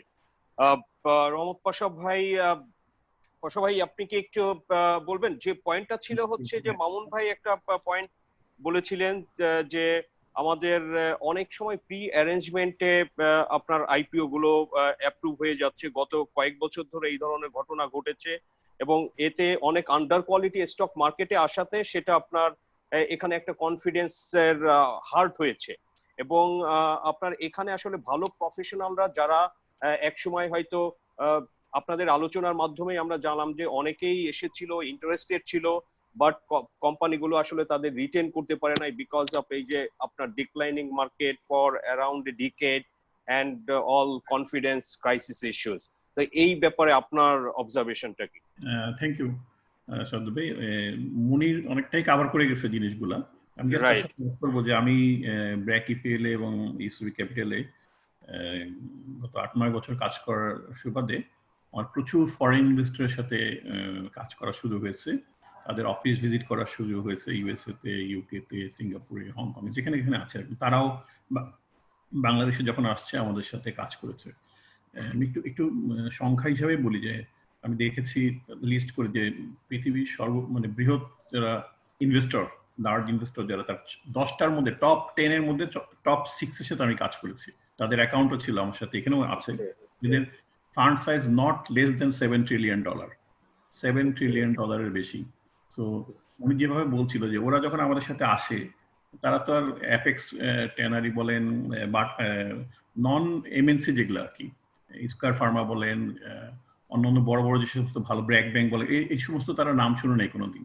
তারা বাটাসু শুনেছে, হ্যাঁ, যেগুলো মানে যেগুলো ইন্টারন্যাশনালি রিপোর্টেড এমএনসি, এগুলো সবাই শুনেছে। তো এগুলো আমাদেরকে পরিচয় করে দিতে হতো শুরুর দিকে যে এগুলো কি, কেন ভালো। তো আমরা যখন একটা লিস্ট দিতাম 20টা-25টা ব্লু চিপস দেখে, প্রথমে তাদের প্রথম প্রশ্ন হচ্ছে যে যাদের গুড গভর্নেন্স মনে করো A+, সেগুলোকে একটা সাইডে নিয়ে দাও, আর যেগুলো মনে করো যে A আছে সেগুলোকে আলাদা করে দাও। আমরা 2 ভাগ করতাম। তারা A+ ছাড়া অন্য কোনো কোম্পানি সম্পর্কে জিজ্ঞেসই করতো না। সো গভর্নেন্স যে কত ইম্পর্টেন্ট, যেটা মুনির সুন্দরভাবে বলেছে, তাদের জন্য তাদের হচ্ছে টপ প্রায়োরিটি হচ্ছে গভর্নেন্স। তারপরে আপনি 200% প্রফিট দিবেন না 200% গ্রোথ হবে, ওইগুলা এইখানে গভর্নেন্স বলতে আসলে কি কি, আপনি যদি 3টা পয়েন্ট বলেন।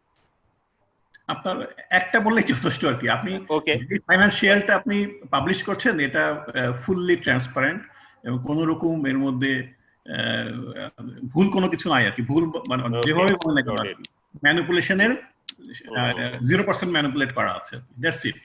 একটাই দেখলেই যথেষ্ট আছে। Yes, understand. আর বাকিগুলো আর বলা লাগবে না আর কি। তো আসলে গভর্নেন্স যে কত ইম্পর্টেন্ট, আমরা যে পৃথিবীর শ্রেষ্ঠ যারা ইনভেস্টর তাদের থেকে যদি না শিখে আর কার কাছ থেকে শিখবো আর কি। এটা আমাদের জন্য বড় লার্ন। আমি শিখেছি, এবং আমিও যখন স্টক সিলেক্ট করি আগে এইভাবে করে দিই। আমি অনেক আইপিও আছে আমার কোম্পানি, আমরা যে কোটা আছে, এলিজিবল কোটা, সেখানে আমরা অ্যাপ্লাই করিনি।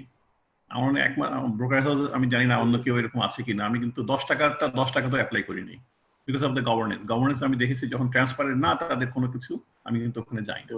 ঠিক আছে, তো এটা আমার লার্নিং থেকে হয়েছে। আমি শিওর আস্তে আস্তে করে আমরাও যারা ভালো ইনভেস্টর,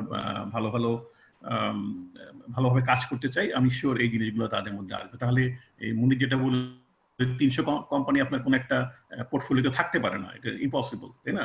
যা আমি কি বলবো আর কি। তো আমার কাস্টমারও এর মধ্যে আছে, অনেকে এগুলো কিনে, বাট এগুলো থেকে বার হয়ে আসতে হবে। চেয়ারম্যান স্যার আগেও বলেছেন যে ফাইন্যান্সিয়াল লিটারেসি আসলে খুবই দরকার। তো ফাইন্যান্সিয়াল লিটারেসি যখন আমরা শিখবো, জানবো, আমরা শিওর তখন কর্পোরেট গভর্নেন্স বা গুড গভর্নেন্স কি জিনিস এটা আসলে খুব ভালো মতো বুঝতে পারবে এবং ভালো ভালো স্টক পিক করতে তখন আমার মনে হয় যে ভালো ভালো স্টক পিক করে খারাপ কোনো স্টক এখানে আসতে পারবে না। Thank you very much. Major point যে আমাদের মার্কেটের আসলে উইকনেস, এটার definitely governance is a big issue. Then আপনারা এখানে আমাদের প্রোডাক্টের একটা অনেক ল্যাক অফ প্রোডাক্টস, এবং এই যে এখন গ্লোবালি যে ডেরিভেটিভস গুলো বিভিন্ন দেশে এই রকমের প্রোডাক্ট আছে, বাট বাংলাদেশে নাই।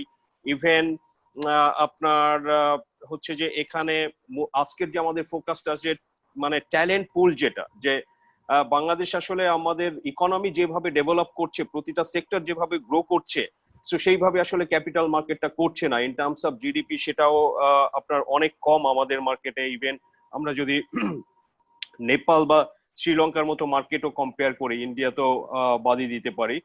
সো এখানে এই ডেভেলপ করার জন্য চেয়ারম্যান স্যার তো অনেকগুলো পয়েন্ট বলেছেন, যে ফাইন্যান্সিয়াল লিটারেসির ব্যাপার, এবং ওনারা কিভাবে করেছেন ইউনিভার্সিটিতে, এবং উনি যেটা আশার খবর দিয়েছেন যে সামনে কিছু ভালো আইপিও আসবে এবং অনেকগুলো পারপেচুয়াল বন্ডও মার্কেটে ট্রেড হবে, সেগুলো ম্যান্ডেটরি করেছেন।